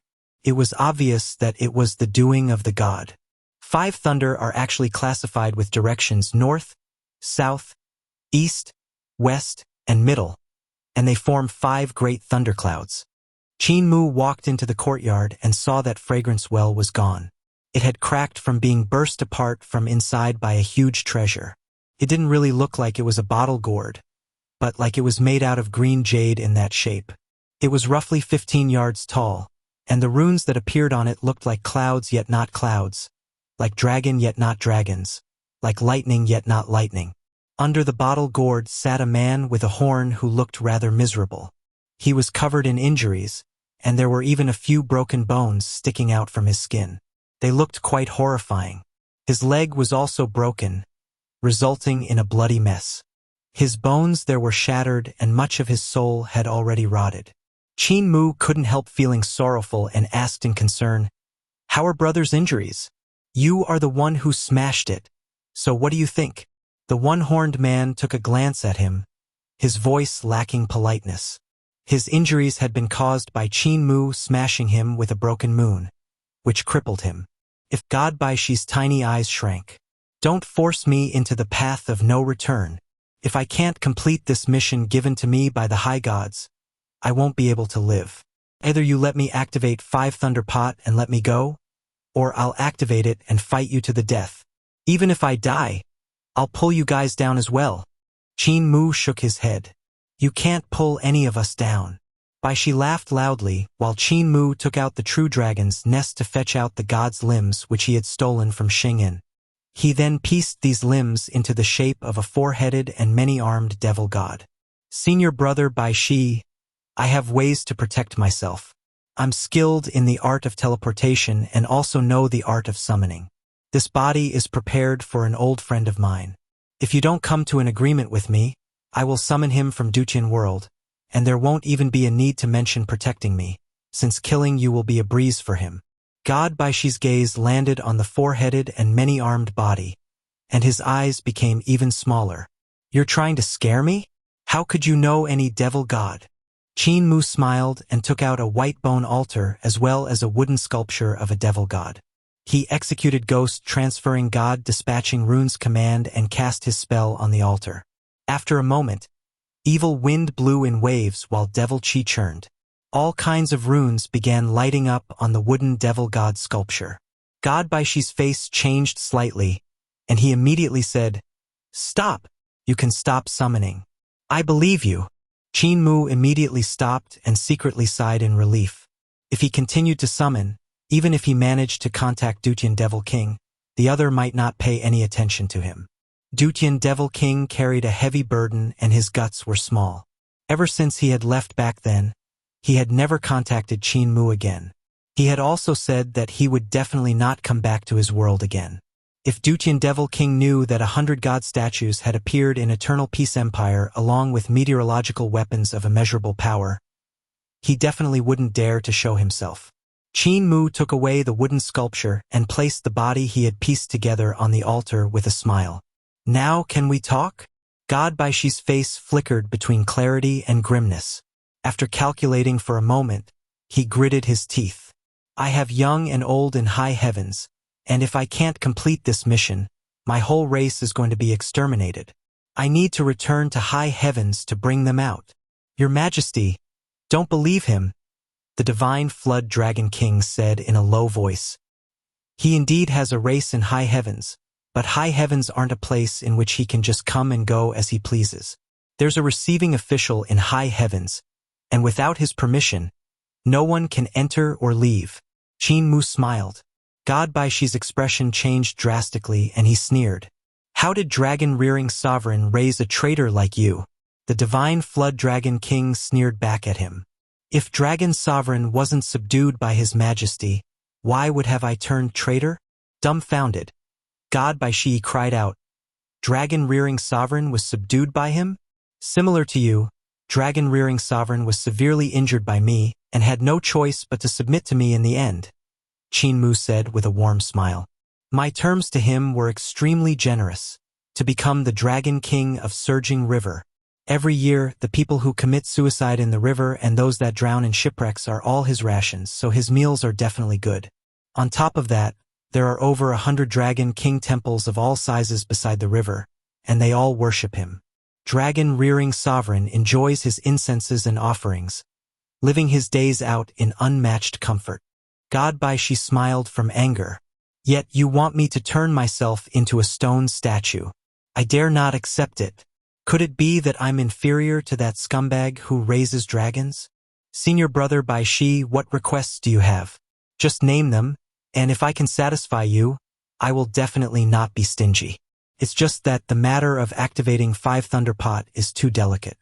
If you activate the treasure, Either you or I will have to die, Qin Mu said with utter sincerity. God Baishi muttered irresolutely, unable to make up his mind. Qin Mu's gaze flickered, and he took a glance at Five Thunder Pot. He was truly afraid of the huge bottle gourd, so he probed, "How about this? Can you wait a few days? If the gods of your high heavens achieve victory and activate the other meteorological weapons, I will turn around and leave, allowing you to activate this Five Thunder Pot. I will return to great ruins and not dabble in the worldly affairs anymore, allowing the true gods to descend and erase the world. If you don't receive any news of the gods of high heavens activating other meteorological weapons, you and I will talk again. What do you think?" God Baishi gritted his teeth and said firmly, "All right." Qin Mu laughed loudly, then coughed a few times while gasping for breath. "Senior brother, little brother's body isn't in a good condition, so I'll take my leave now." Astonished, God Baishi thought to himself, "This brat sure is naive, leaving me here. If the senior brothers of high heavens are able to activate the other meteorological weapons, it wouldn't matter if I activate Five Thunder Pot or not. But if they don't activate them, it would mean that they had all died, and there would be nothing wrong with me submitting." As Qin Mu walked out of the courtyard, his face turned dark, scaring xianxia and the rest. His expression had changed way too fast. "Saint-Xiang, inform the emperor to have sunshot divine cannon brought over here," Qin Mu said ruthlessly.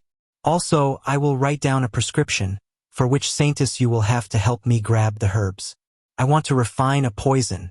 Next, have all the experts who are skilled in Five Demons transferring technique to come over so we can send Five Thunder Pot as far away as possible." Xianxia hesitated for a moment, then probed, "Cult Master, it isn't good to do this, is it? We need to be prepared just in case. If things go sour, we can move Five Thunder Pot away and kill him." Tales of Hurting Gods. Chapter 429, Dr. Treats a Patient Like the Parents. Qin Mu raised his brush and wrote down the spirit herbs and poisonous herbs he needed. The magistrate of Purple Chase City came to visit him, but was held off by Hu Linger. "Young master is not seeing any visitors for the next couple days." The magistrate was helpless and could only leave. Xianxia hurriedly contracted family, asking it to inform the brothers of the cult to report to the emperor as soon as possible. She also had the elders in the cult to strictly choose the best experts of Five Demons transferring technique and send them over as soon as possible. When Qin Mu handed over the prescription, Xianxia realized that there were over 100 types of herbs in it, and she had never seen or heard about many of them. "These spirit herbs will probably be very difficult to find, so you will need to flip through all the medicine shops in the cities all over the empire in order to find them. It's going to take quite some time." Qin Mu let out a shaky breath and smiled. "I gave God Baishi those couple days for us to find the herbs, and also to wait for the experts of the cult and the emperor to come. Otherwise, why would I have let him consider it for so long?" Xianxia sighed. "As your enemy, they have to be careful not to choke on even rice when eating. I've already informed the sacred cult. Besides a few elders that who skilled in Five Demons transferring technique, the rest will come from Lightfinger's Hall." "Lightfinger's Hall?" Qin Mu stared blankly at her with a look of inquiry. "Lightfingers mean that they are thieves." Xianxia smiled and said, "Thieves hold the majority in Lightfinger's Hall. They usually steal from the rich, taking away the riches from the wealthy families over to us. However, they are usually working on small-scale things. Lately, though, the emperor recruited them into the army to grab the enemy's rations, and many of them achieved meritorious services, so their official positions aren't shabby." "I see." Qin Mu suddenly understood it and praised them. "In every trade, a master will always appear. Even a thief can be promoted and gain wealth. I must tell this to Grandpa Cripple." Yet he was also worried. He didn't know what the situation was like on God-Broken Mountain Range, where Cripple and the rest had intercepted the gods of high heavens. With Grandpa Apothecary there, they should be fine. Even though he thought so, he still couldn't help worrying. Even though Apothecary could save the injured, it was still a battlefield of gods and devils. If they got killed, even Apothecary wouldn't be able to save them. Xianxia ordered the disciples of the cult to prepare the herbs while Qin Mu wrote down prescriptions to treat his own injuries. Hu Linger grabbed the herbs from the medicine shops in the city so his body could be nursed properly. After all, the life force exhausted by using moonship was no small matter. If there was a way to replenish it, he would do all he could to do so. After 2-3 days, Qin Mu felt much better. He then brought the divine Flood Dragon King and the bunch of flood dragons into the courtyard of Fragrance Well to ask, "Senior brother Bai Shi, would you like me to treat your injuries?" "No need," God Bai Shi said with alertness. "A person who's skilled in medicine is naturally skilled in poison. If I consumed your medicine, I'm worried I wouldn't even know how I died." Qin Mu took a glance at his wounds and saw that they were no longer bleeding. However, there were many broken bones that made his appearance pretty miserable. "If your leg is not treated soon, it will go lame and you will only be able to use one leg to walk. After 2 more days, the lame one will have to be sawed off. On top of that, the rot from your injury will slowly spread through the rest of your body, which is fine for now. You will start to rot alive." God Bai Shi sneered at him. "You are trying to scare me? I am a god. So how will my flesh and blood spoil? You used a moon to strike me and not a divine art. My flesh and blood won't spoil from an attack of brute strength." Qin Mu sighed. "That moon is a treasure forged by a god during founding emperor era, so how could it not have any divine art?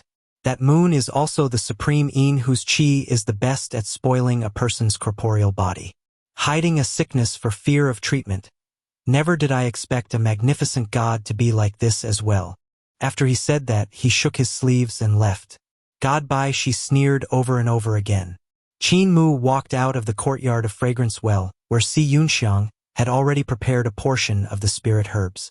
"There are still some spirit herbs that haven't been found yet, but I have told the brothers of the cult to locate them as soon as possible.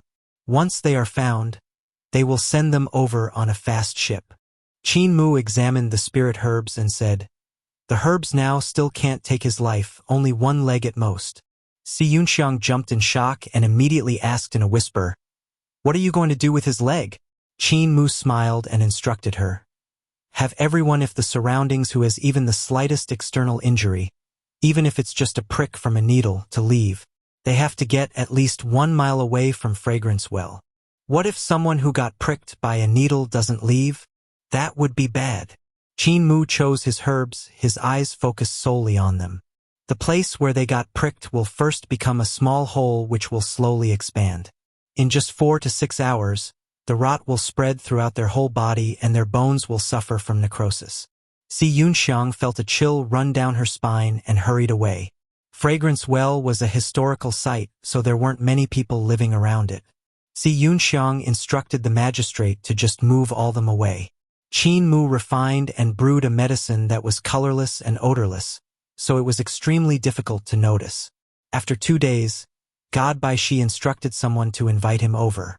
Qin Mu sealed and put away the medicine he had refined into his taotai sack as backup. He returned to the courtyard of Fragrance Well and saw God Bai Shi sitting on the floor. The wound on his leg had already started to rot, and it was spreading upwards to the flesh which had been fine before. "You laid your hands on me?" God Bai Shi stared intensely at him with his bright eyes and croaked, "It must be something you did in the dark that my leg is spoiling so fast." Qin Mu went over to carefully examine it and shook his head. "I said you were hiding a sickness for fear of treatment, yet you didn't believe me. How could the moon of that moonship be ordinary? You were injured by it, and if you had let me treat you earlier, you could have kept your leg, but now it's gone. The flesh and blood have already rotted, and the bone marrow is also dead. I can only saw this leg off to prevent it from continuing to spread the rot." The corners of God Bai Shi's eyes twitched as he stared at him ruthlessly. Yet when he saw his expression wasn't faked, he said dejectedly, "If I saw it off, I will only be left with 1 leg. I will lose a lot of my bargaining power.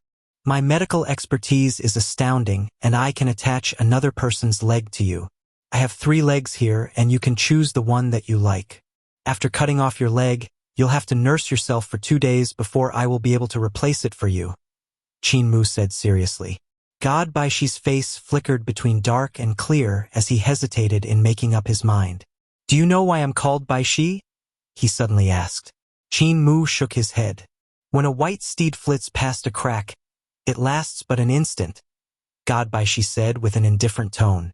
This is talking about my speed. It is the number one in the world, and you can't even see my silhouette before I'm already 1,000 miles away. With my leg injured, how will I be able to exhibit my speed? Qin Mu nodded. When he had met the three gods of high heavens, he had caught one off guard and got rid of him while God Bai Shi was the most difficult to deal with. His speed was extremely fast and he moved to and fro like lightning. Even when Qin Mu had opened 9 heavens' eyes, awakening skill to the 9th layer, he still could only catch his silhouette. This was why their fight covered several thousand miles before the other's leg got injured, crippling him. You can also run very fast with one leg, Qin Mu consoled him. Grandpa Cripple of my village also had one leg, but his speed was still unmatched in this world. Look at your spoiled leg. Should I saw it off for you? God Bai Shi's body trembled and he asked in a hoarse voice, Aren't you a divine physician? Don't you have any methods to treat it? Qin Mu's expression dimmed. If it was 2 days ago, if I saw it off now, you will still have one leg left, but if you continue to delay, I'll be forced to cut off everything from the waist down. But don't you worry, Grandpa Butcher of my village was also like that when I grew up, yet he also lived pretty well. He could run very fast with his arms, and it was pretty convenient not having to pee. The muscles on God Bai Shi's face twitched randomly before he gritted his teeth. In that case, cut it off. Qin Mu took out Carefree Sword and passed it to him while saying apologetically, You are a god, so I don't have the ability to cut off your leg. It's best you do it yourself. God Bai Shi gripped the hilt of the sword and wanted to make his move, but tears began to flow down from his eyes. Qin Mu couldn't bear to see it and was about to say something when God Bai Shi gave a loud shout and slashed down, severing his leg just below the chip. Qin Mu was stunned.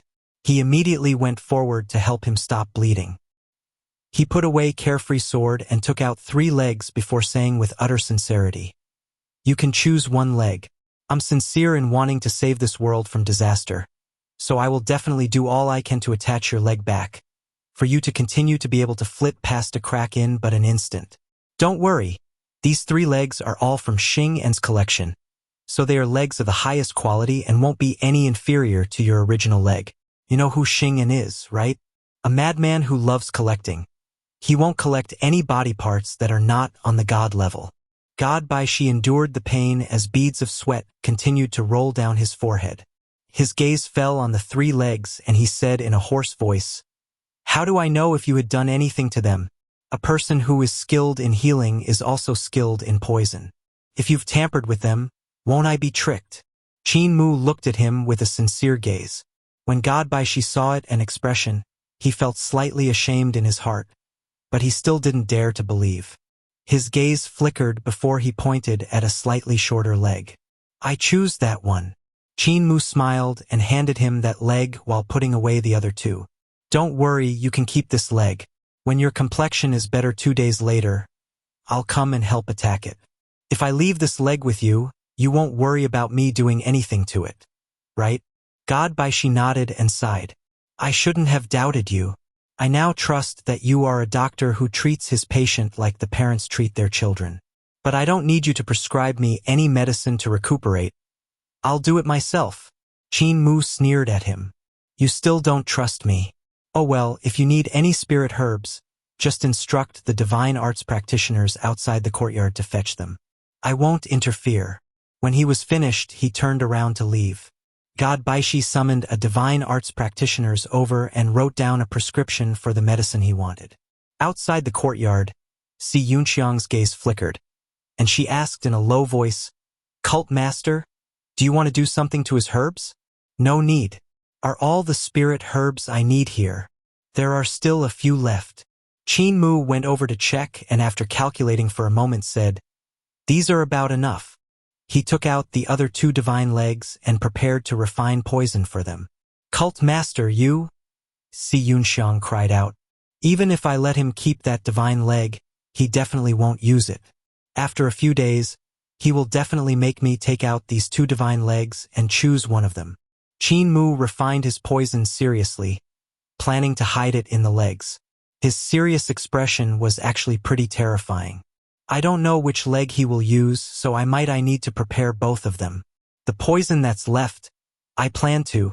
He executed his vital qi and his hand techniques changed without end. Find a chance to return it to Xing'an. What do you think of this idea? Xianxia shuddered, her face ashen. Cult master. I don't dare to covet after the position of cult master anymore, she said in a trembling voice.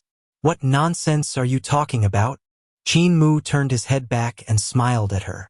His smile of a big boy was very radiant, like sunshine, and brimming with youth. Xianxia felt her blood run cold. Tales of Hurting Gods. Chapter 430, North Deity's Divine Weapon. Qin Mu used a lot of time and effort to refine the poison. It was multi-composite, requiring him to refine it numerous times. He had no first make hundreds of basic poison pills, then use them to feed venomous creatures, for example, venomous worms, toads, and various insects. Once they were ready, he used them as fertilizer for poisonous mushrooms and grass. He did it numerous times, until he managed to refine a couple poisonous eggs which he planted into the bone marrow of the two legs. Those poisonous eggs would not dissolve on their own, but when bone marrow began producing blood again, their shells would break, and the poison inside would flow into all parts of the body through the bloodstream, spoiling the person's divine treasures, breaking his primordial spirit and wiping out his soul. Qin Mu had just finished refining the strange poison and saving some poisonous eggs for backup when Xianxia brought him news. The elders and experts skilled in 5 demons transferring technique have arrived. Qin Mu let out a sigh of relief and said solemnly, "Please invite them." Xianxia invited the people of Heavenly Devil Cult over, and Qin Mu surveyed them. He saw that numerous people of Heavenly Devil Cult were indeed generals in the army, for they had rushed to him without even wasting time to take off their armor. 5 demons transferring technique wasn't an extremely powerful spell, and it wasn't mainstream. It was a spell of the lowest professions, but in reality, even the weakest spells contained unimaginable power. There were no good and bad spells. The crucial point lay in only how one used them. If Qin Mu wanted to fight his way into the courtyard of Fragrance Well, then even if his people had learned the most powerful spell divine arts, even if they were on divine bridge realm and ready to make sacrifices, they might not be able to stop God by Shi from activating 5 Thunder Pot. Yet the lowest 5 demons transferring technique could move 5 Thunder Pot away without anyone having to die. Gentlemen, Qin Mu bowed and greeted them. We can only succeed this time. No failure is allowed. Otherwise, once the lightning covers eternal peace, I don't know how many people will die miserably. Whether or not we succeed, we will have to see everyone's abilities. The cult member hurried to return the greeting. All part of our duty. We don't dare to accept cult master's greeting. Qin Mu straightened his back and said solemnly, North, South, East, West, and Middle. 5 great thunderclouds are in 5 Thunder Pot, and there are fire bell divine weapons in the thunderclouds. Even if it's just simply moving this divine treasure, we have to be extremely careful not to activate the power within it. Does anyone have any understanding of the 5 great thunderclouds? Everyone looked at one another in dismay. An elder stepped out of the ranks and said, Cult Master, I have some understanding in regards to the 5 great thunderclouds and the fire bell divine weapons. I have wandered around in my early years and come across a strange book in the Black Tortoise Temple of Great Ruins. On it was recorded some anecdotes about North Deity. Qin Mu's expression changed slightly. Great Ruins again. The 5 great thunderclouds and fire bell divine weapons are treasures forged by North Deity. The elder who spoke was Elder Sigong of Heavenly Devil Cult. North Deity is also known as Black Tortoise Great Deity and is skilled in thunder spell divine arts. The 5 great thunderclouds and fire bell divine weapons are his masterpieces and possess extreme power. In Black Tortoise Temple of Great Ruins, that strange book was carved on the back of a black turtle. Its whole body was made out of foundry iron, and it was extremely difficult to flip through it. I had managed to open 2 pages and read some records.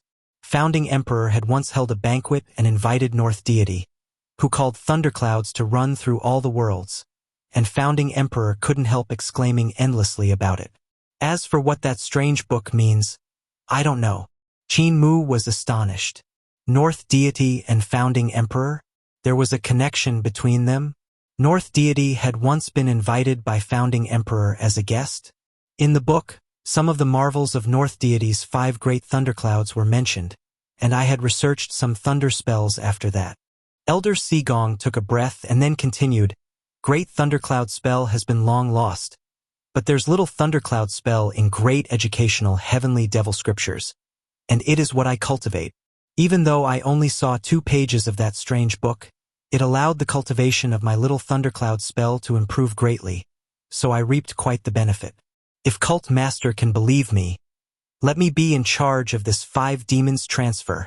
Qin Mu nodded and said, The power of little thundercloud spell is not insignificant, and since Elder Sigong cultivates this spell, why don't you exchange some pointers with me?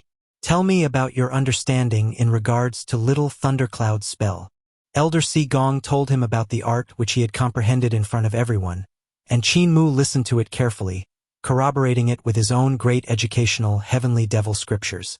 When Elder Sigong finished talking about that, did he talk about his understanding regarding it?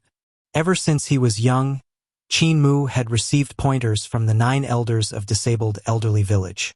The height of his horizons had long ago reached a height that ordinary people couldn't hope to reach. On top of that, he'd had other opportunities like woodcutters imparting scriptures, the grooming of Qin Hanjin on the treasure ship, comprehension in Great Thunderclap Monastery, comprehension of Dao Sword on the stone tablet, comprehension in Little Jade Capital, and peeking into Imperial Preceptor comprehending Dao in Qingmen Pass.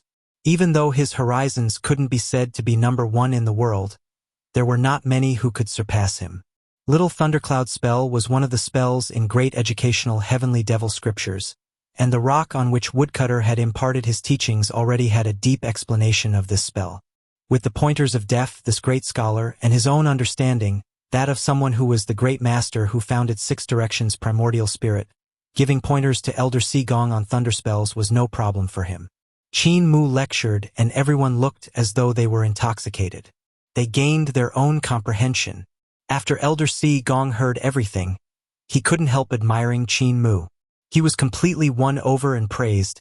Cult Master is a genius, a natural-born sacred cult master.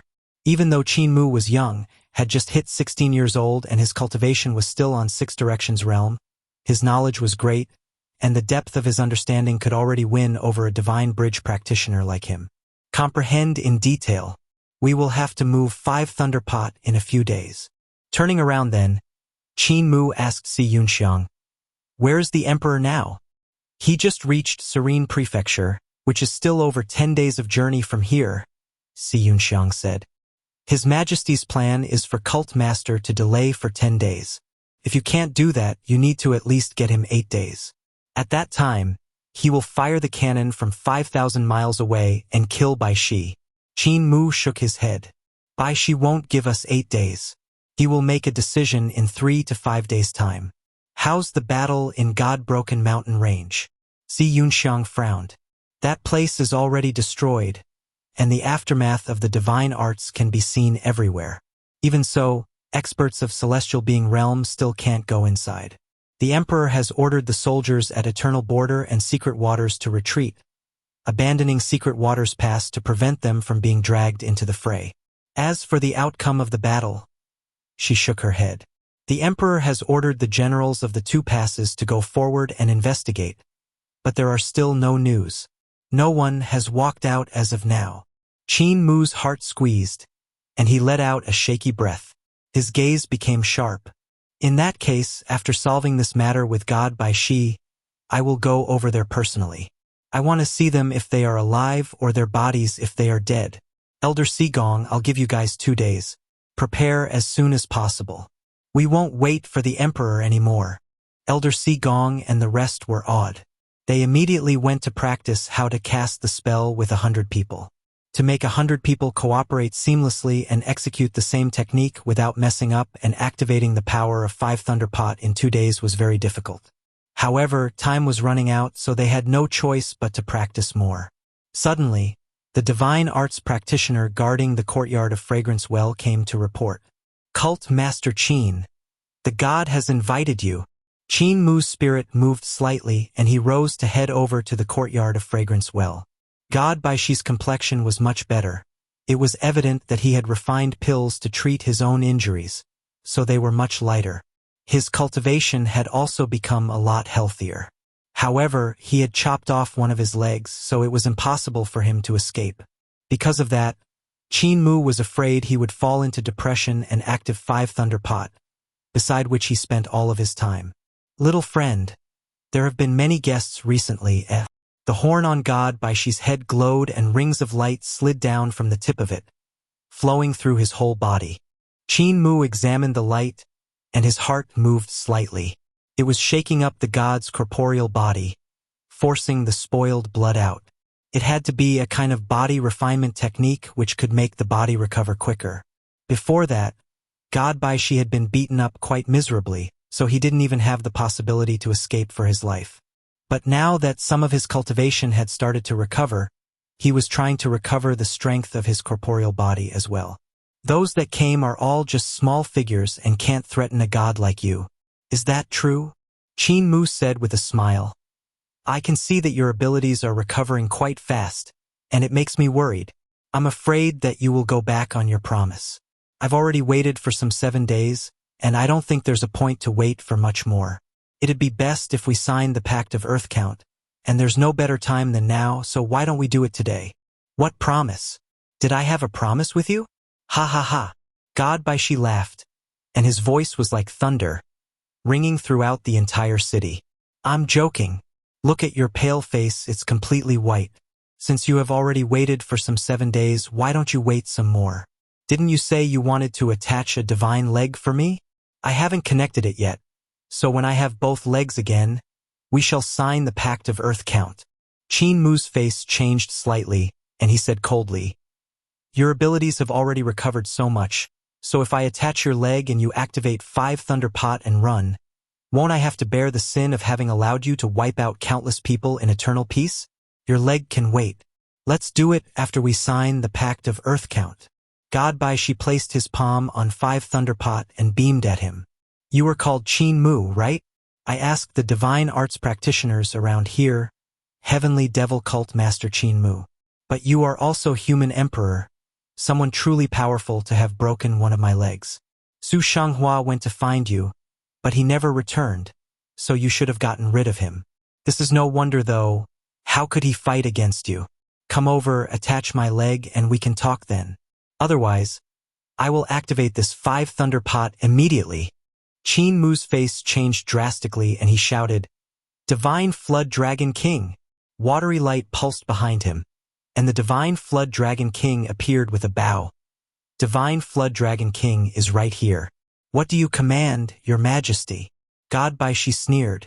Don't fool around, Cult Master Qin. My hand is still on 5 Thunder Pot. The corners of Qin Mu's eyes crinkled. Then like spring wind and rain, the stern expression on his face vanished and he laughed loudly. Senior Brother Baishi is indeed powerful. I'll help you attach your leg back. Divine Flood Dragon King, there's no need to be nervous. Come man, bring up the medicine I refined. Senior Brother Baishi, where's the leg you have chosen? Take it out. God Baishi threw the shorter leg over and said with a smile, The length of this leg is not suitable. Take out the other 2 legs and I'll choose again. The smile of Qin Mu's face froze, frowning a little. God Baishi stood on one leg with a smile on his face as he said leisurely, Does Cult Master Qin have any opinion? Qin Mu took in a long, deep breath, then took out the other 2 divine legs while gritting his teeth tightly. No, I don't. Senior Brother Baishi, please choose. God Baishi took a look at him and laughed when he saw that Qin Mu's face was black. Young man still can't remain calm. His magic power poured out and he swept up the 2 divine legs. He examined them in detail, but didn't discover Qin Mu doing anything to them. I'll choose this one. Divine Physician Qin, help me attach it. May Senior Brother lie down, Qin Mu said with barely held back anger. God Baishi lay down with his palm still on 5 Thunder Pot. He said leisurely, Don't try to play any tricks.